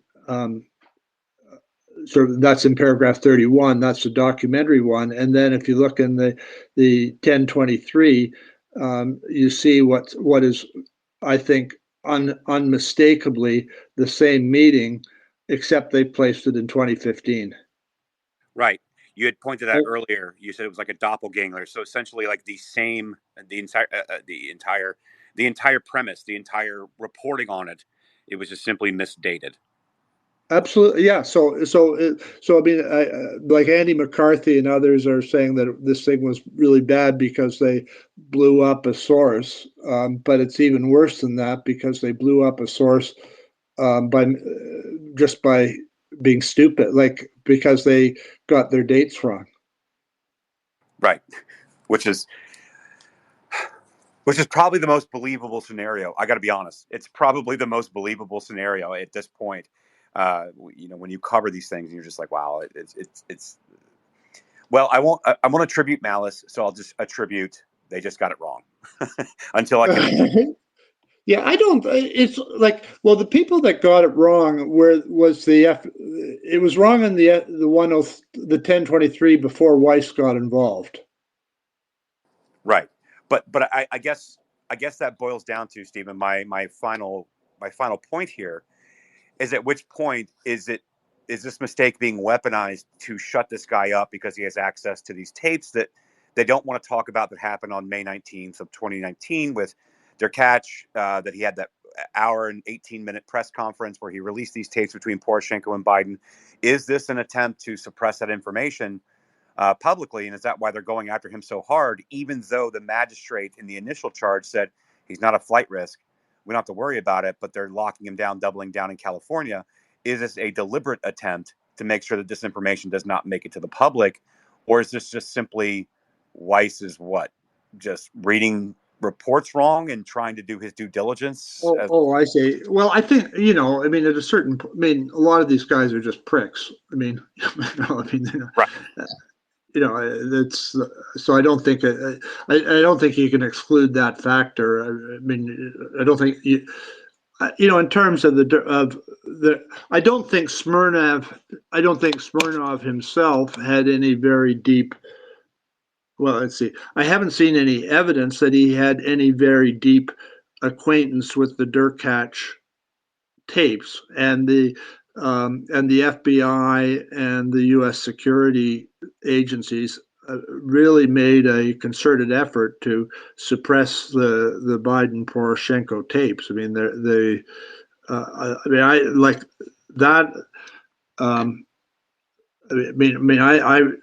I think some of those tapes. I think the tapes that haven't attracted attention are more disconcerting than the ones that have. I mean, I think everybody seems to be so focused on Burisma corruption that they lose sight of just every other thing there are other crazy things going on in Ukraine under the Biden vice regency in 2014 to 2016. So, for example, I'm 100% convinced that the Black Ledger operation, which decapitated Manafort, was originated by Biden cadres in the end of 2015, early 2016. And there was a Biden Poroshenko tape on the day that Manafort resigned, and Biden and Poroshenko are giggling to each other about Manafort being decapitated, and Poroshenko is taking credit for it, and Biden is cheering him on.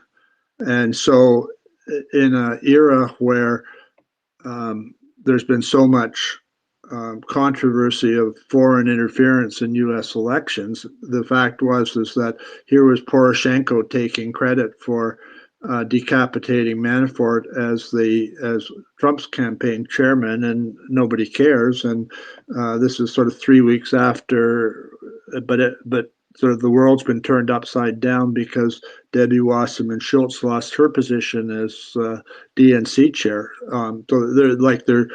And I think in that case, it wasn't just simply that Poroshenko was interfering in getting Manafort, in decapitating Manafort, but that they had done so sort of in collusion with Biden cadres that had met with the Ukrainian prosecutors in January 2016. So that's in one of the and when they Derkach published that tape on July the 7th, 2020. That was his third press conference, and after that one, that's when they really went into gear to shut Derkach down. The Democrats they stopped Telizhenko from testifying, or they got the intelligence agencies to put a fatwa on Telizhenko testifying. Then in August, Evanina said that Derkach was spreading Russian disinformation. And then in September 7th, he was sanctioned. And then in January, in the last act of the so-called Trump administration, Kulik, Telizhenko, and Onushenko were all sanctioned. And Kulik, out of all of them, seems like a completely legit guy. So hang on, Jen, real quick. Let me expand on this. So I'm going to kick it to you. So I had Andy on. Like 2 or 3 days ago, and I've had him on a space before, and I talk to him every now and then because my fights is getting the sanctions lifted so he can actually speak in front of Congress. And basically what he revealed essentially was as what most people know that have been paying attention to this is he was in the embassy. He obviously participated in Euromaidan in 2014. He's admitted this openly, but that he was then sanctioned in the same group of people and was not allowed to testify in front of Congress. Although he does say that he has additional receipts that have not been seen yet. If he can testify, he will bring them forward. I'm interested to see that. I think that Kulik, to your point, is probably the most legitimate based on the information that I've seen. And you're even deeper than I am on this. And people would say that I'm way in on this. So, but I've talked with Andy, and he didn't have a lot to say about Smirnov himself, but he did have a lot to say about Derkach and Kulik. And I think that ultimately, I want to hear what Andy has to say in front of Congress if we can get these sanctions lifted, where he can actually present a lot of this information in front of them. And I Yeah, think, yeah, yeah, I'm not. Yeah, he doesn't. I've had, I've talked to him as well. I mean, when the Ukrainian prosecutors were meeting with the U.S. officials in January 2016, he only attended two of the meetings, and he was shut out of the other ones. And the guy that was the FBI attaché in Ukraine was really wanted to keep him out. Jeff Cole. Does that sound right? that sounds right to me, actually. Yes. Yeah, he was at the first meeting with Chiarmella and Zentos, and then he was at one later meeting, but he wasn't at 10 of he wasn't at 10 of the meetings. And I think there are a lot of, some of the documents that he hasn't, I don't think he's seen, some of the documents that have turned up in the hearing. So, yeah, I mean, but he seems like a straight shooter to me. Yeah, I've never had. I've been able to cross-reference most of what Andy's talked about with other documents. The Hunter Biden Burisma corruption Senate report that Grassley and Johnson were behind. A lot of the stuff that he's talked about has been corroborated, even though if he'd never had direct access to it. He's talked about Vicky Newland and all these things and what he was involved in. So I'm with that 100%. And I cut Jen off. I don't want to go any further before I get to Jen. Jen, go ahead. I didn't mean to cut you off. It's okay, Trash. No worries. Hi, Steven. Nice to Hi. see you. Okay. I have a question. Have you ever come across the name Anna McAndrew in any of these paperworks? Yeah, she was a Biden cadre in late 2015, 2016, and before she went to Facebook. She's on, she's on a lot. She was in his office in 2015, late December 2015, when they were bringing the Ukrainian prosecutors over to give them instructions. So they brought Sitnik and Kolodnitsky over. That was just just around the time that they were sort of starting to try to fight. So at this January 2016 meeting, I mean, there were two things the two things that were on the minds of the Biden cadres was one, sort of to decapitate Manafort, and the other was to fire Shokin. So those two operations are not generally associated in the sort of public sphere, but they were part and parcel of the same operation. And once you start viewing them together, you start thinking about them differently. Yeah, I mean, she just seems to be a player in so much of this, and the stuff that we're finding with the censorship industrial complex, and a lot of the Russia hoax stuff that was put out through different media outlets. I mean, her fingerprints are all over it.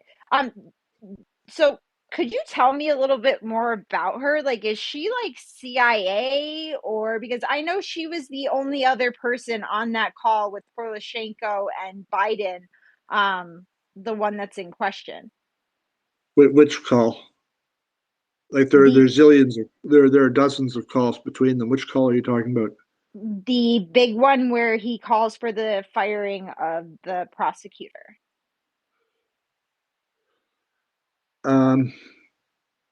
Okay. Okay. Yeah. I mean, it was. I mean, okay. You probably there'd be one in mid-February 2016. I think is the one you're talking about, and that was the one that was played at the May 19th, 2020 press conference with Derkach. Yeah, I don't think that, I think she was fairly junior in the Biden sphere in 2015, 2016. I don't see her as, I don't see her as being a unique figure in it. I could be wrong. You know, I'm not sure that, you know, I'm not sure that yeah, there are a lot of them working together. But I don't see her as being particularly unique. But she certainly has gone on to have a big job at Facebook, and and in that role probably was more important in the censorship operation, I think. Awesome. Thank you for that, Stephen. Okay. Yeah, and again, Stephen, great work on this thread, and that's why I've been sharing it around. I put it back out there today. That's why we're having the space about it, because obviously this is something that I've been covering, not even at a deepest level, but definitely more so than people even realize that the laptop even exists. Never, let alone the emails, all these chains, and the Russiagate, Spygate, which is ultimately Ukraine Gate at the end of the day, and basically all of the corruption that's been going on in Ukraine with many people within both the Obama camps, the Hillary camps, obviously with Blue Star, and the Biden camps, and all of it kind of coalescing around Ukraine. Yeah, go ahead. Where do people in this spaces mostly? Where do you guys stand on the Ukraine war and Ukraine operation? Well, is that something? I mean, I assume that there's probably some common view on that, just in terms of being attracted to this particular issue. Well, the reason I'm attracted to this issue is more so I'm definitely, obviously, a Trump supporter, but that's not really my main thing. My main thing is that it seems to be that what has occurred in Ukraine, both, well, okay, this is kind of a nuanced question for me because I cover a lot of this stuff. So let's ignore the color revolution stuff for a moment. And we're not going to talk about the Orange Revolution in 2003. I'm not going to talk about Euromaidan. I'm not going to talk about Norm Eisen, Michael McFaul, Vicki Newland, and all these people that have been operating over there for years, Michael Carpenter. All these people that have operated for years. That's a different tap. That's a different part of it. But for me, at the end of the day, I think that Putin probably could have been honest and just saying he needed a natural land bridge in eastern Ukraine that he wanted back. He already took Crimea to have a warm water port. He can't admit those two things. They instead want to bring up a history lesson. But I also think that there was opportunities for peace. I think that emotions were ramped up and ratcheted up in this country and many European countries. Everyone being led to believe that Putin's going to hang a Russian flag on the Eiffel Tower, which is just nonsense to me. I think that I don't want anybody invading another country, whether or not they had a national sovereignty or not, whether or not we are responsible for whatever happening in Ukraine, all those things. I think that I don't want people dying, and I would like to an end very quickly. But it seems to be that the West, mainly within the European power centers, don't want that to happen, and they want the defense contractors to keep, earning that money. We need to keep sending weapons, old weapons from defense contractors over to Ukraine. Meanwhile, conscripting adults upwards of 50 plus years old to fight in a war that nobody wants to participate in. You've had an absolute explosion of migration out of Ukraine into Europe. I know this because I was over there in September of 2022. I was over there. I was in southern Poland. I was in France, UK, Germany, and Netherlands.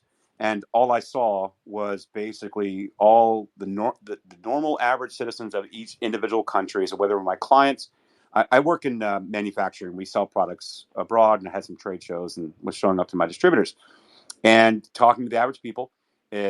The people coming out of Ukraine were giving favored status in all these individual countries. And all of this could have been stopped and prevented, or a peace could have been drawn. And yet, there seems to be this push of constantly wanting to bang these war drums. And then when you see this news of like Navalny come out, and you're seeing people like Julia Yaffe and and all these people that are connected with Alexei Navalny. You're looking at our State Department reporting that she was a widow in 2021, Yulia Navalny, on the heels of the Munich Security Conference and the who's who of the world, prime ministers, presidents, intelligence officials, all these people that are all these central planners of what's going on in Europe. And on the heels, you've got this speech that Yulia's an impassioned speech about Alexei Navalny, which I have questions about. We've seen the leaked footage that was put out of the Navalny associate meeting with British MI6 intelligence, asking for money to create a color revolution. And all the same names and all the same people seem to be involved in all these same color revolutions around the world. And I just don't want any of it anymore. I think it's my stance, Stephen. Yeah, well, that's nice. Yeah, I'm a Canadian, so I don't have quite. But I mean, normally we tend to stay out of these things. But Chrystia Freeland, our deputy prime minister, is a Ukraine nationalist, and so Canada has become very active in supporting, more active in supporting Ukraine than we normally would be. I mean, we stayed out of the Vietnam War and mostly out of the Iraq War, so that we're in Ukraine with both feet. So yeah, I guess my take on, as a Canadian, is that I've lived. Quebec has had two separation referendums in my lifetime, and they were defeated very narrowly. But if they'd succeeded, Quebec would have separated, and and the language laws that were installed after the Maidan coup, where if the similar laws had been passed in Canada, Quebec would have separated in a nanosecond. So yep. I just have the sense that after the Maidan coup, the new government sort of forfeited the right to exist as a nation. Like in the same way that if Canada had done the same thing, we would have forfeited our right to exist as a nation. So there has to be a lot of, if you've got two languages in a country, there's got to be a lot of tolerance. It's got to be set up constitutionally, and they didn't do that. And, nope. And if they had, that would be a different story. Well, I don't see how you. I think the egg's broken now. I don't see how you put it back together. I don't see how you do either. And I think that many of the groups that were tapped as part of this Maidan revolution in Ukraine were the very same groups that were going after. Do you say ethnically or do you say culturally Russian? Either way, Russian-speaking, Russian-identifying citizens that lived in Ukraine were forced to the eastern seaboard, and of course, it made it a very advantageous, easy. I guess in Putin's mind, geopolitical move to say, well, these people already want to be liberated from a country that's already chasing them out to the east. Therefore, this makes natural sense when really he wants the natural bridge and the warm water port. I get that. I understand that. You can give me a long history lesson on Tucker's interview for 30 minutes about how you gave that land to Ukraine, you're taking it back because they're participating in Western shenanigans.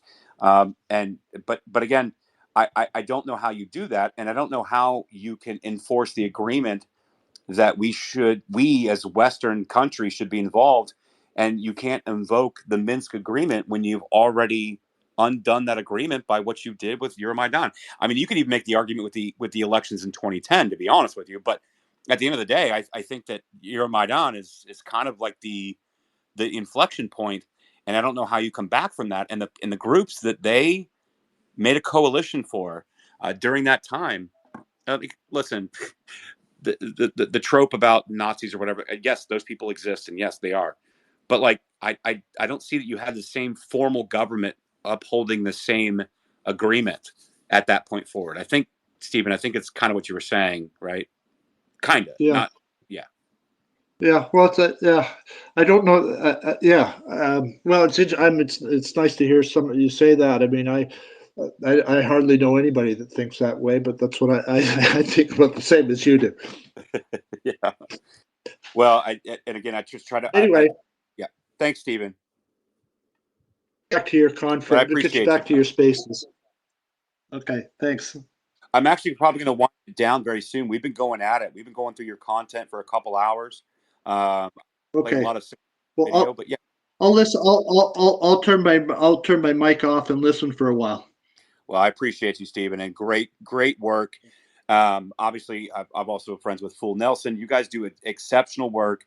You brought the receipts. You've been bringing the receipts for years. I don't know how the hell you made it through censorship and bans, but you did. I did not, but here we are. So good to see you still.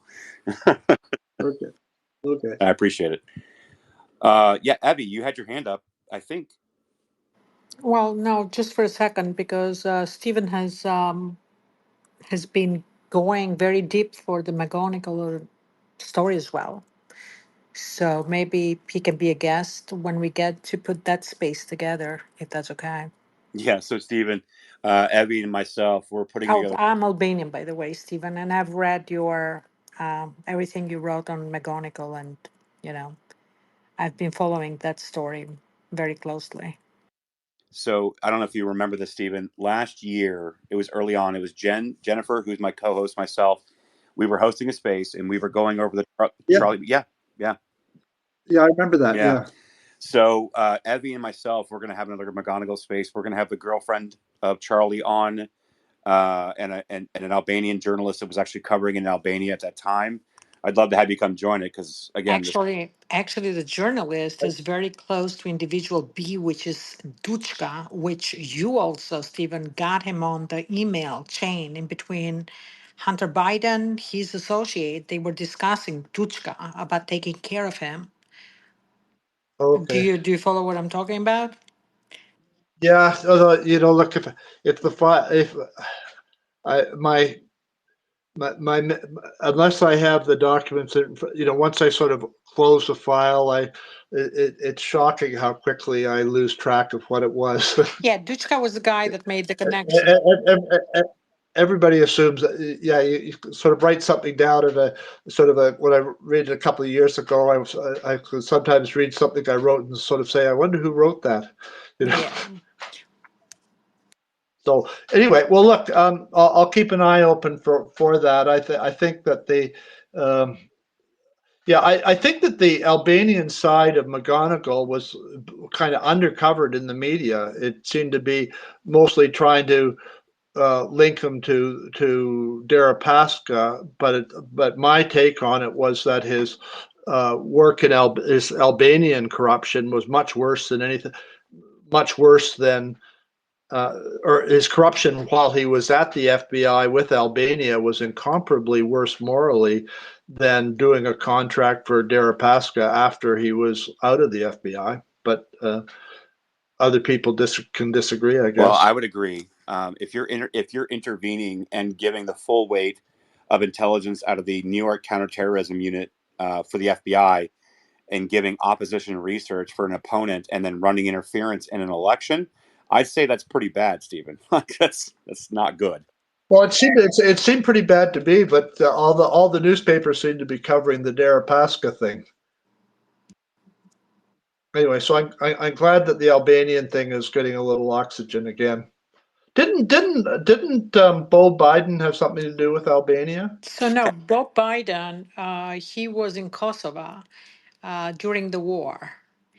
But that's about Oh, that. But Duchka, the guy, the Albanian guy, which is individual B, he literally is the person that introduced Hunter Biden to the Chinese company, the CCP Chinese company. And that's why in that email chain, Hunter was saying, oh, yeah, definitely, we need to take care of Duchka basically for this introduction. And that introduction brought that 5 million initially, and then the rest we've seen it and we've discussed it. But and yeah, you're absolutely right. The things that he did in Albania, the corruption that went on in Albania, and like Trash said about the file on the opponent of the prime minister, it wasn't just that he prepared a file within the FBI office, which the PM of Albania used it against his opponent, but in return, obviously, he got favors, which then you go to the money that he received.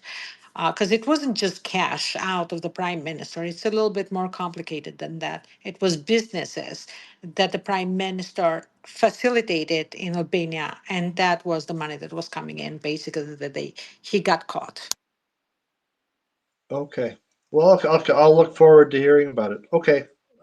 My mic's off. I've been talking too much. So there you go. Oh no, Stephen, I've definitely been abusing you because like you're one of the very few people out here that are getting into the details of things that actually matter, that connect the dots for people. And just so we're clear, Stephen, thank you for joining us. Like I said, I thank you highly enough, but I'm getting direct messages. I'm seeing comments of you've actually connected dots for people whomever working on some part of an investigation of something where you've actually connected the dots. So like your work is not going unnoticed. And I think that what Dan said today about you, I think was very accurate. There's no reason that you shouldn't have 42 million followers because you are putting in the work and you've been putting in the work for some time. I'm not trying to fluff you up. I mean that. I genuinely mean that. Anybody that knows me knows that if I say it, I mean it because of the work you guys have done. You and Full Nelson and Hans Monkey and all these guys. Great work. Actually, I had an interesting. I was in Washington about 10 days ago as a witness at a trial, and it was on a topic that I was actually truly expert on, which was the climate topic and some proxy studies. And I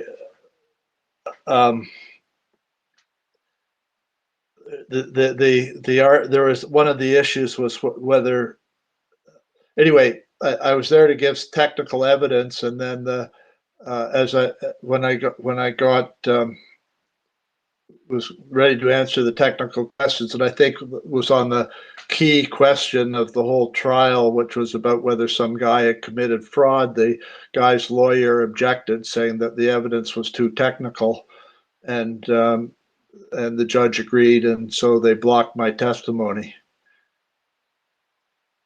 So that was my recent experience with DC courts. Yeah, well, and for us, we look at DC courts as basically like the gulag, right? That is where justice goes to die. So that surprise me. Okay. Yeah. Okay. Thanks. Yeah, no problem. And again, Stephen, thank you for joining us tonight. If you guys want to come up and ask me, or maybe if Stephen will field a question. Otherwise, we're moving towards shutting down because we have gone very deep. I know it's a lot of information to ingest. I mean, obviously, if you guys are following myself and Jen and Dustin and everyone on stage, then like this is information that you're well aware of, and maybe it's reaffirming or crystallizing it for you.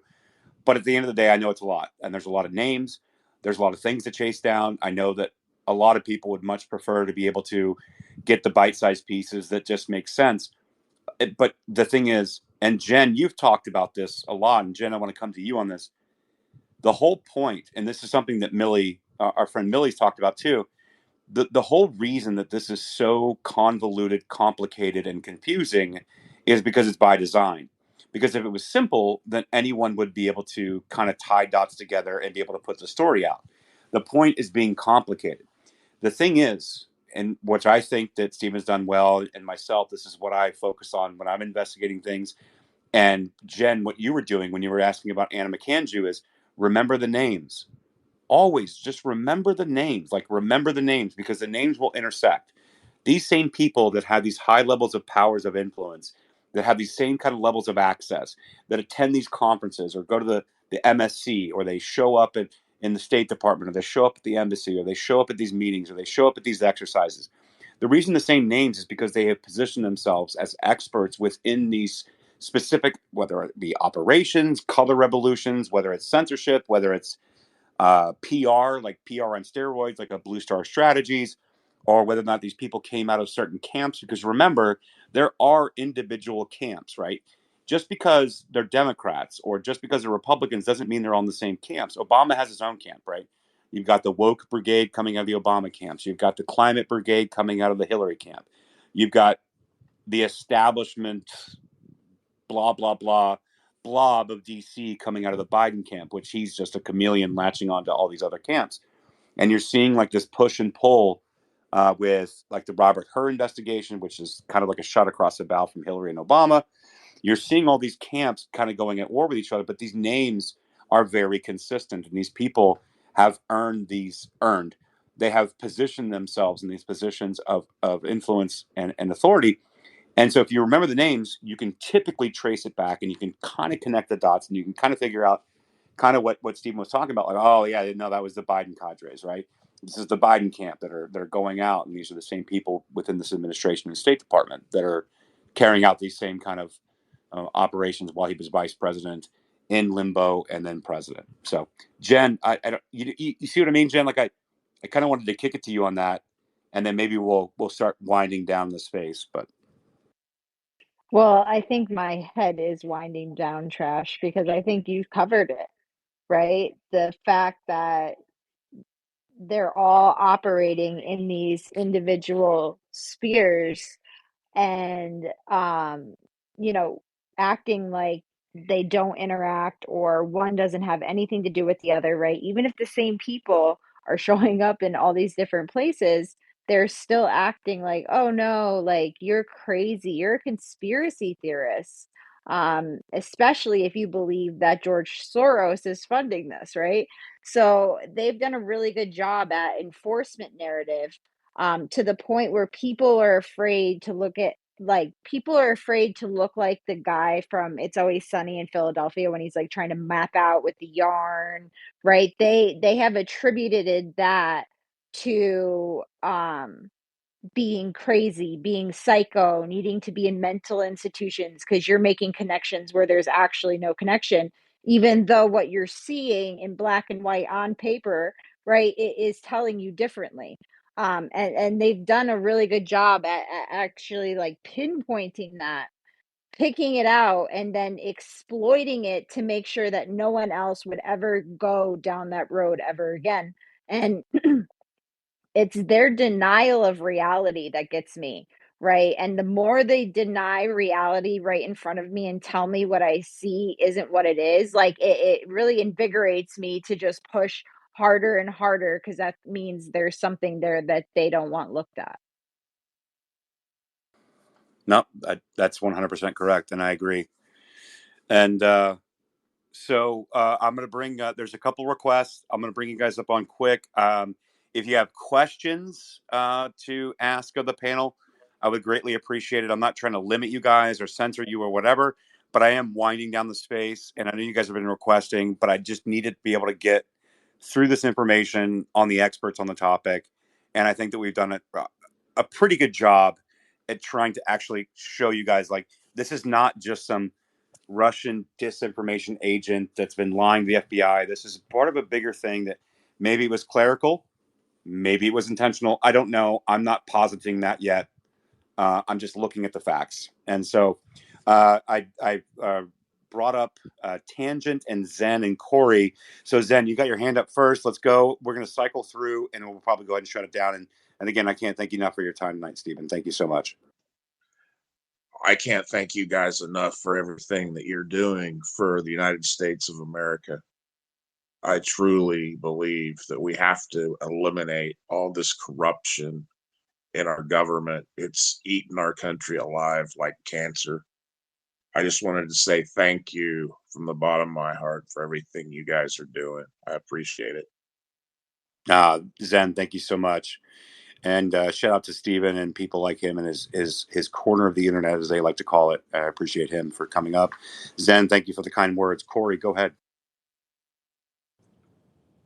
Hello. I just wanted to basically say the same thing as Zen. I appreciate everything you all do. I look for your all spaces, you and Dustin and Jen and Diligent. Uh, you all have been a lifesaver for us listeners. I'm just going to say that because, you know, you've, like, even with me, I've started hosting spaces and I'm trying to do more in the community and get involved in the community, and that's thanks to you all and to Phenom and everybody. So I just wanted to basically say the same thing as Zen, and I really appreciate you guys, and have a good night. Man, thanks, Corey. Like, listen, self-praise stinks. That's my line. Stan Bongino's line. I'm never going to tout myself, right? Dustin won't. Jen won't. Like, we are literally, like, what you hear on Spaces is not contrived. Like, we are literally the same way in text messages, phone calls, or whatever. Like, hey, bro, whoa. Did you see that this person and that person just came out with this bullshit? Like, that's connected to this. Like, holy shit. Hey, we should have a space on this, or we should talk to people about this. Like, hey, look at this. Let's not let a narrative take hold. Let's try to do what we can to counteract it. So I appreciate the kind words. Yeah, Corey, go ahead and follow up. I just wanted to say that I can't get cocaine in the Ukraine out of my head, and I don't know what to do about it. Well, I'm going to do something about it. So Dustin's here. Does he have access to the audio? I don't think a better way to end this space with a little shenanigans, with a little cocaine in Ukraine. Can you play it, Dustin, or do I need to? Give me 10 seconds. All right. If 10 seconds I can handle. If not, I can find it. But I think we can end the space on that. So I'm down. I'll start singing if you don't have it. Where they work does not reflect an endorsement by the administration. Who you trying to mess with, ese? Don't you know who my daddy is? Hunter Biden was trading on his father's office to make $50,000 a month from the Ukrainians. In October, he admitted it. The fact that you were the son of the course. Who do you think that played? I think that it is impossible for me to be on any of the boards that I just mentioned without saying that I'm the son of the Vice President of the United States. Son of Joe Biden, and boy, it's tough. I put the crack in the pipe and smoke it up. I like every day I'm tweaking, laptop leaking, pictures of me on a cocaine bender. With Pro Joe got me working in the Ukraine gas company directing. The only thing I know about gas, you can have it. Now I got 50K a month in my pocket. For the directors, Burisma, I'm smashing. My dead brother's widow impregnated stripper. But nothing is better than crack cocaine when you're rich and famous in the Ukraine. Cocaine in the Ukraine. Cocaine in Ukraine. Cocaine in the Ukraine. Cocaine in the Ukraine. Cocaine in the Ukraine. Cocaine in Ukraine.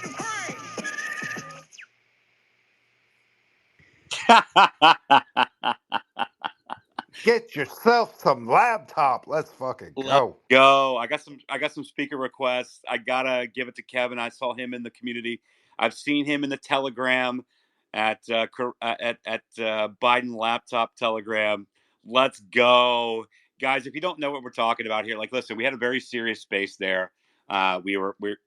This stuff matters to me.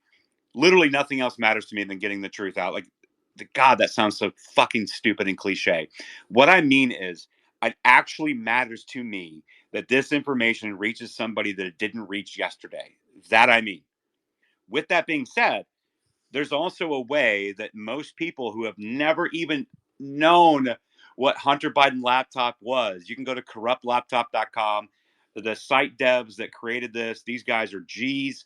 You can go look for yourself. There's photos. There's going to be improvements. Like, just go check it out for yourself. It's hilarious. And the password is password. Yeah, just go look at the Crackbook Pro. When you arrive on the password screen, what's the password, Dustin? Password is the same password of Hunter Biden's actual laptop. And almost impossible to like crack. I mean, it really is one of the, really he took the operational security to the next level. Password, no one would ever like even think to guess this trash. It's just crazy. It was password. So go check it out, guys. That's corruptlaptop.com. That's why it's in my bio. Listen, I can have serious spaces. I can have my deep dive, borderline, some would say autistic, even though I don't think I am. I don't know. Maybe I am. I don't fucking know. Maybe I'm on a spectrum. I don't know. I don't think I am. I seem to be pretty good socially, but go to the website. Go share it with your friends. If people have never seen it before, they don't have to risk downloading CP onto their computer because that hard drive is horrendous. And why is it just a laptop? Even though we've been talking about many other broad-reaching, high-level type actions that our State Department and Office of the Presidency and Vice Presidency and all these people in between have been involved in, when it comes back to generally Hunter Biden with a crack pipe, it's not because I'm making fun of people with a drug addiction. No, quite contrary. It's the fact that I'm making fun of somebody with a drug addiction that was paid $83,000 a month to sit on the board of Burisma because his last name is Biden, because the vice president Biden, who's his father, allowed his name to be sold for influence for millions and millions and millions of dollars. And he didn't give a shit about whatever else happened. And he was willing to destabilize entire regions to put $83,333 into his son's pocket so he can get 10%. He was the same guy that on the day one of taking the office of the president wrote 76 executive orders, including executive orders that canceled federal lease on oil and gases in the United States. They weren't canceled, mind you. He just sold them to Chinese energy firms where he could then again earn 10%. Because as we know, Mr. Hunter Crackpipe Biden flew on Air Force Two and had meeting with Chinese energy officials in China on Air Force Two on official capacity business as the vice president's son. And he set him up, and Biden Inc. has been in full swing since early 2003, 2002, and it hasn't stopped. And that dude is now the president of the United States. And I think that we have every right to mock a son that falls asleep with a crack pipe that spends $1 million in hookers. Although he sounds like a guy you might want to party with, maybe. At the end of the day, I don't think it's the guy that I want running the country. Just because some guy that was a lot of fun that I partied with when I was 20 doesn't mean I want him running the damn country. Yet here we are. We have a foreign agent that should be registered under FARA, not registered under FARA, and oatmeal brains shitting his pants in the Vatican, has no business near the office of the presidency, and has a bunch of blue-haired goofballs that are cutting their tits off or filling their tits up. And these people are moral betters, and they can tell us how to run the country. This is the fight that I believe that we're in. I don't mean to end on this such a memeable moment, but this is how I feel about it. I have a serious side, and I'm also going to meme these clowns into existence. So, Kevin, you joined our space. You're in our Telegram. Oh, wait. Yeah, TF, go ahead. Oh, I was just gonna say I put a funny meme video up in the window. Yeah, that's probably a good thing. I totally hit the button wrong, man. I was getting excited with the emojis there. My bad. Yo, Thanks, guys, though. I always enjoy listening. This is the first time I've had anybody like trying to throw up an emoji and throw up a request to Mike. That's great. Now, listen, love you My guys. bad. Corruptlaptop.com. If you guys want to join the Telegram, I'm telling you, shenanigans, unfiltered. This is where the memes start. And, bro, Chinese spy balloon hunter meme going bananas, Dustin. Going bananas. Like that was literally like somebody was like, "Hey, can you make a sticker with Hunter Biden and a Chinese spy balloon?" I'm like, "I got you, fam." And here we are. So good. All right, Jen, Dust, everybody. Hunter Biden's laptop, corruptlaptop.com.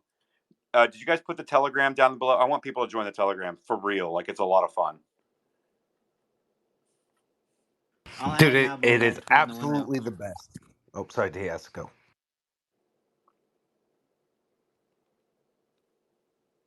Somebody go. I'm just watching this BitBoy fight. Are they fighting? Yeah, dude. BitBoy won. This is horse shit. I want to know what judges were looking at that. Bro, No, actually, King told you. King told you. You can't mess with a crackhead. Listen, he knocked BitBoy down early and then gassed like super early, like barely threw a punch in the second and third rounds. Well, yeah, Like, you don't have a Hellcat. You don't have a Hellcat in the ring. I mean, I know. Listen. I will tell you right now, I'll probably need 3 or 4 months to like fucking get myself in some kind of shape. But like, I would absolutely whoop BitBoy's ass. I'll just We tell you train that right tomorrow now. morning. Let's go. Well, like Dustin, like you and I, right? Like I think you're basically my height and like my build, right? You're like we're like 6'2", 6'3", 230, give or take, right? Yeah, my natural weight's probably 230, probably up around 250 usually. All right, so like we're the same height and roughly the same weight. Like, yes, I have no doubts about the fact that I could probably take that guy down because I think somebody expertly pointed out in the King space that like the bones are fragile, but also don't mess with a crackhead, right? Like, so BitBoy also being a crackhead. Like, listen, like Dustin, you remember I was texting you the updates on like the video outside the house in Georgia when he was like basically just going completely unhinged, getting busted with like a bunch of drugs, his mistress, and a gun. Like this dude is unstable. Obviously a complete moon boy queer bait. Like I can't stand listen, moon boys, I'm sorry if you're listening, moon boys. I can't fucking stand it. You guys are clowns, you're Please liars. define a moon boy. God damn. How can I not? Like is there any other definition? No. I'm behind the times here. Please tell me. Like Oh this no, we're sounds. talking about like the crypto bros, right? You know, shill a Gotcha. project, shill it to death, have 1 million followers, and be like, bro, We're ape, going to the we're going to the moon. moon, like win Well, guys, Lambo. I don't know if you saw this, but BitBoy's trainer actually posted a really interesting video of the training techniques he was planning to use. I just put that up in the nest for everyone to see. I'm I, looking at, I will say this credit to BitBoy. yeah, Like yeah. he also gasped, but managed to like suck wind for like 4 or 5 seconds, and then throw like one or two haymakers, and then suck wind for 5-10 seconds, and then throw a couple haymakers. Like it is kind of funny watching like fucking dudes who are not trained to fight, like try to like fuck it. And shout out to the fucking Sproto Gremlins, homie. Like Mm-hmm. knocked Bitcoin down early, and then he literally just gassed out. This is horseshit. Horseshit. Well, I've been holding a serious academic space, Dustin, about the corruption in Ukraine, while all of y'all are eating popcorn, screaming at the TV, taking screenshots, and I'm looking at a photo right now of BitBoy, and like I feel like I've missed out on so much. But like honestly, I think what happened tonight, the conversation that we had, and like the information that we went over, was actually very serious. It was very important, and like I had the rest of the weekend to shit talk BitBoy and his crackhead ass, but like I get it. I get it. Y'all got to have fun. And Lady Di, I'm about to close down the space. I would have brought you up, but let me just say this, and I'm going to be very clear because I agree with you. So Lady Di put a comment down below. She's requesting, but I'm literally about to close down the space. We're going to open up a fun space because I'm like fired up. It's only 10 o'clock my time. I'm going to shift from being serious to having fun. But what she said was this. I was just going to say real quick, if I came up, that I almost would feel sorry for him, for Hunter, if they did not go after Trump with 87 indictments, corruptlaptop.com for memes. Who? Where's Telegram? Oh, Lady Di, we have so much to put you on game with. Corruptlaptop.com. You can go look. It's an incredible site that was put up. You can view some of the Hunter Biden laptop material on it. The Telegram, I need somebody to put the Telegram down in the chat. Come join the Telegram. And as far as what crypto that we're talking about in regards to laptop, $ laptop, it's actually, I'm going to let Dustin explain this and take us out. And then somebody else create a fun space. And let's go talk shit. Let's do it. And Trash, incredible work as always exposing this stuff. And I'm sorry for always bringing like the ridiculousness. Like I had you talking flat Earth before we did the Andy Teleshenko space a couple days ago. I can't help myself. I just can't help myself. Anyway, the laptop token, it's on the Solana blockchain. We're currently sitting at right around a $2.5 million market cap. And we have the whole concept is pretty simple. You can't censor a coin from going viral and spreading the information. And the number of people, Trash will tell you, I think it's part of the reason he's so fired up about the project, and so many of us are, is we are introducing the actual contents of Hunter Biden's laptop to an audience that didn't know about it before. The number of times that people are telling us, wait, this isn't real, is it? I'm not even joking. I've heard that hundreds of times over the course of the last 10 days. Right? Like that. What's on corruptlaptop.com? That's not actually, and it's like, bro, we curate it. That's like the tamest stuff, right? Like we haven't even like dropped the like really crazy stuff. So again, it's a whole concept I've been preaching for a long time about how we can use blockchain and cryptocurrencies as free speech tokens that illuminate and bypass the traditional media to deliver a message, important messages that would otherwise be censored. So it's working in a way that is beautiful. Get yourself some, hold on to it, help us continue to drive attention to it. And we're going to expose the Bidens for everything they are. It doesn't matter what the media tries to do. Literally going to expose them for everything that they are, everything they're associated with. Like, just to be clear about something real quick, I've said this in another space. I'm going to keep saying it. Apparently, it's going to be my fucking signature sign-off. I'm not a Republican. I'm not a Democrat. I'm literally America First guy, and I'm just pissed off that you maybe pay attention to politics the last 15 years. I didn't want to pay attention to it. The financial crisis made me pay attention to it. Ron Paul made me pay attention to it. Andrew Breitbart made me pay attention to it. And now that I'm paying attention to it, I'm not going to pay attention to it. And matter of fact, I seem to have a knack for understanding how things operate. And I'm going to bring that to people so like you can understand with me. No one's paying me. I really wish they were, but they're not. I don't earn money off of it. I literally do this with a full-time fucking job. But I do have, a fat sack of laptop, and it's probably going to go parabolic, and I'm probably going to do okay from it. But it's not directly correlated. It's a symptom that we're all trying to figure out ways to end corruption within our governments, within our taxpayer dollars. As a net taxpayer, like maybe be clear about something real quick. Again, I'm a net taxpayer. What that means is that they take my W-2 income throughout the year, and then I still owe money. I owe thousands at the end of the year. And I see Joe Biden coming out here and forgiving 143 million or billion or whatever the fucking $1 trillion of student debt that I didn't pay for, that I don't have student debt for, but I got to pay for as a net taxpayer.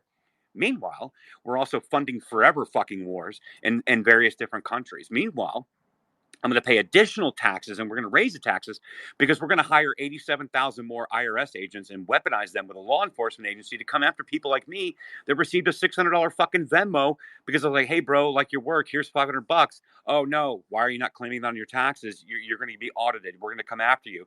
Everything has been weaponized against me of a system that I've been paying as a net taxpayer into to create and to begin with. So when I say I'm going to root out corruption, it's literally fuck you.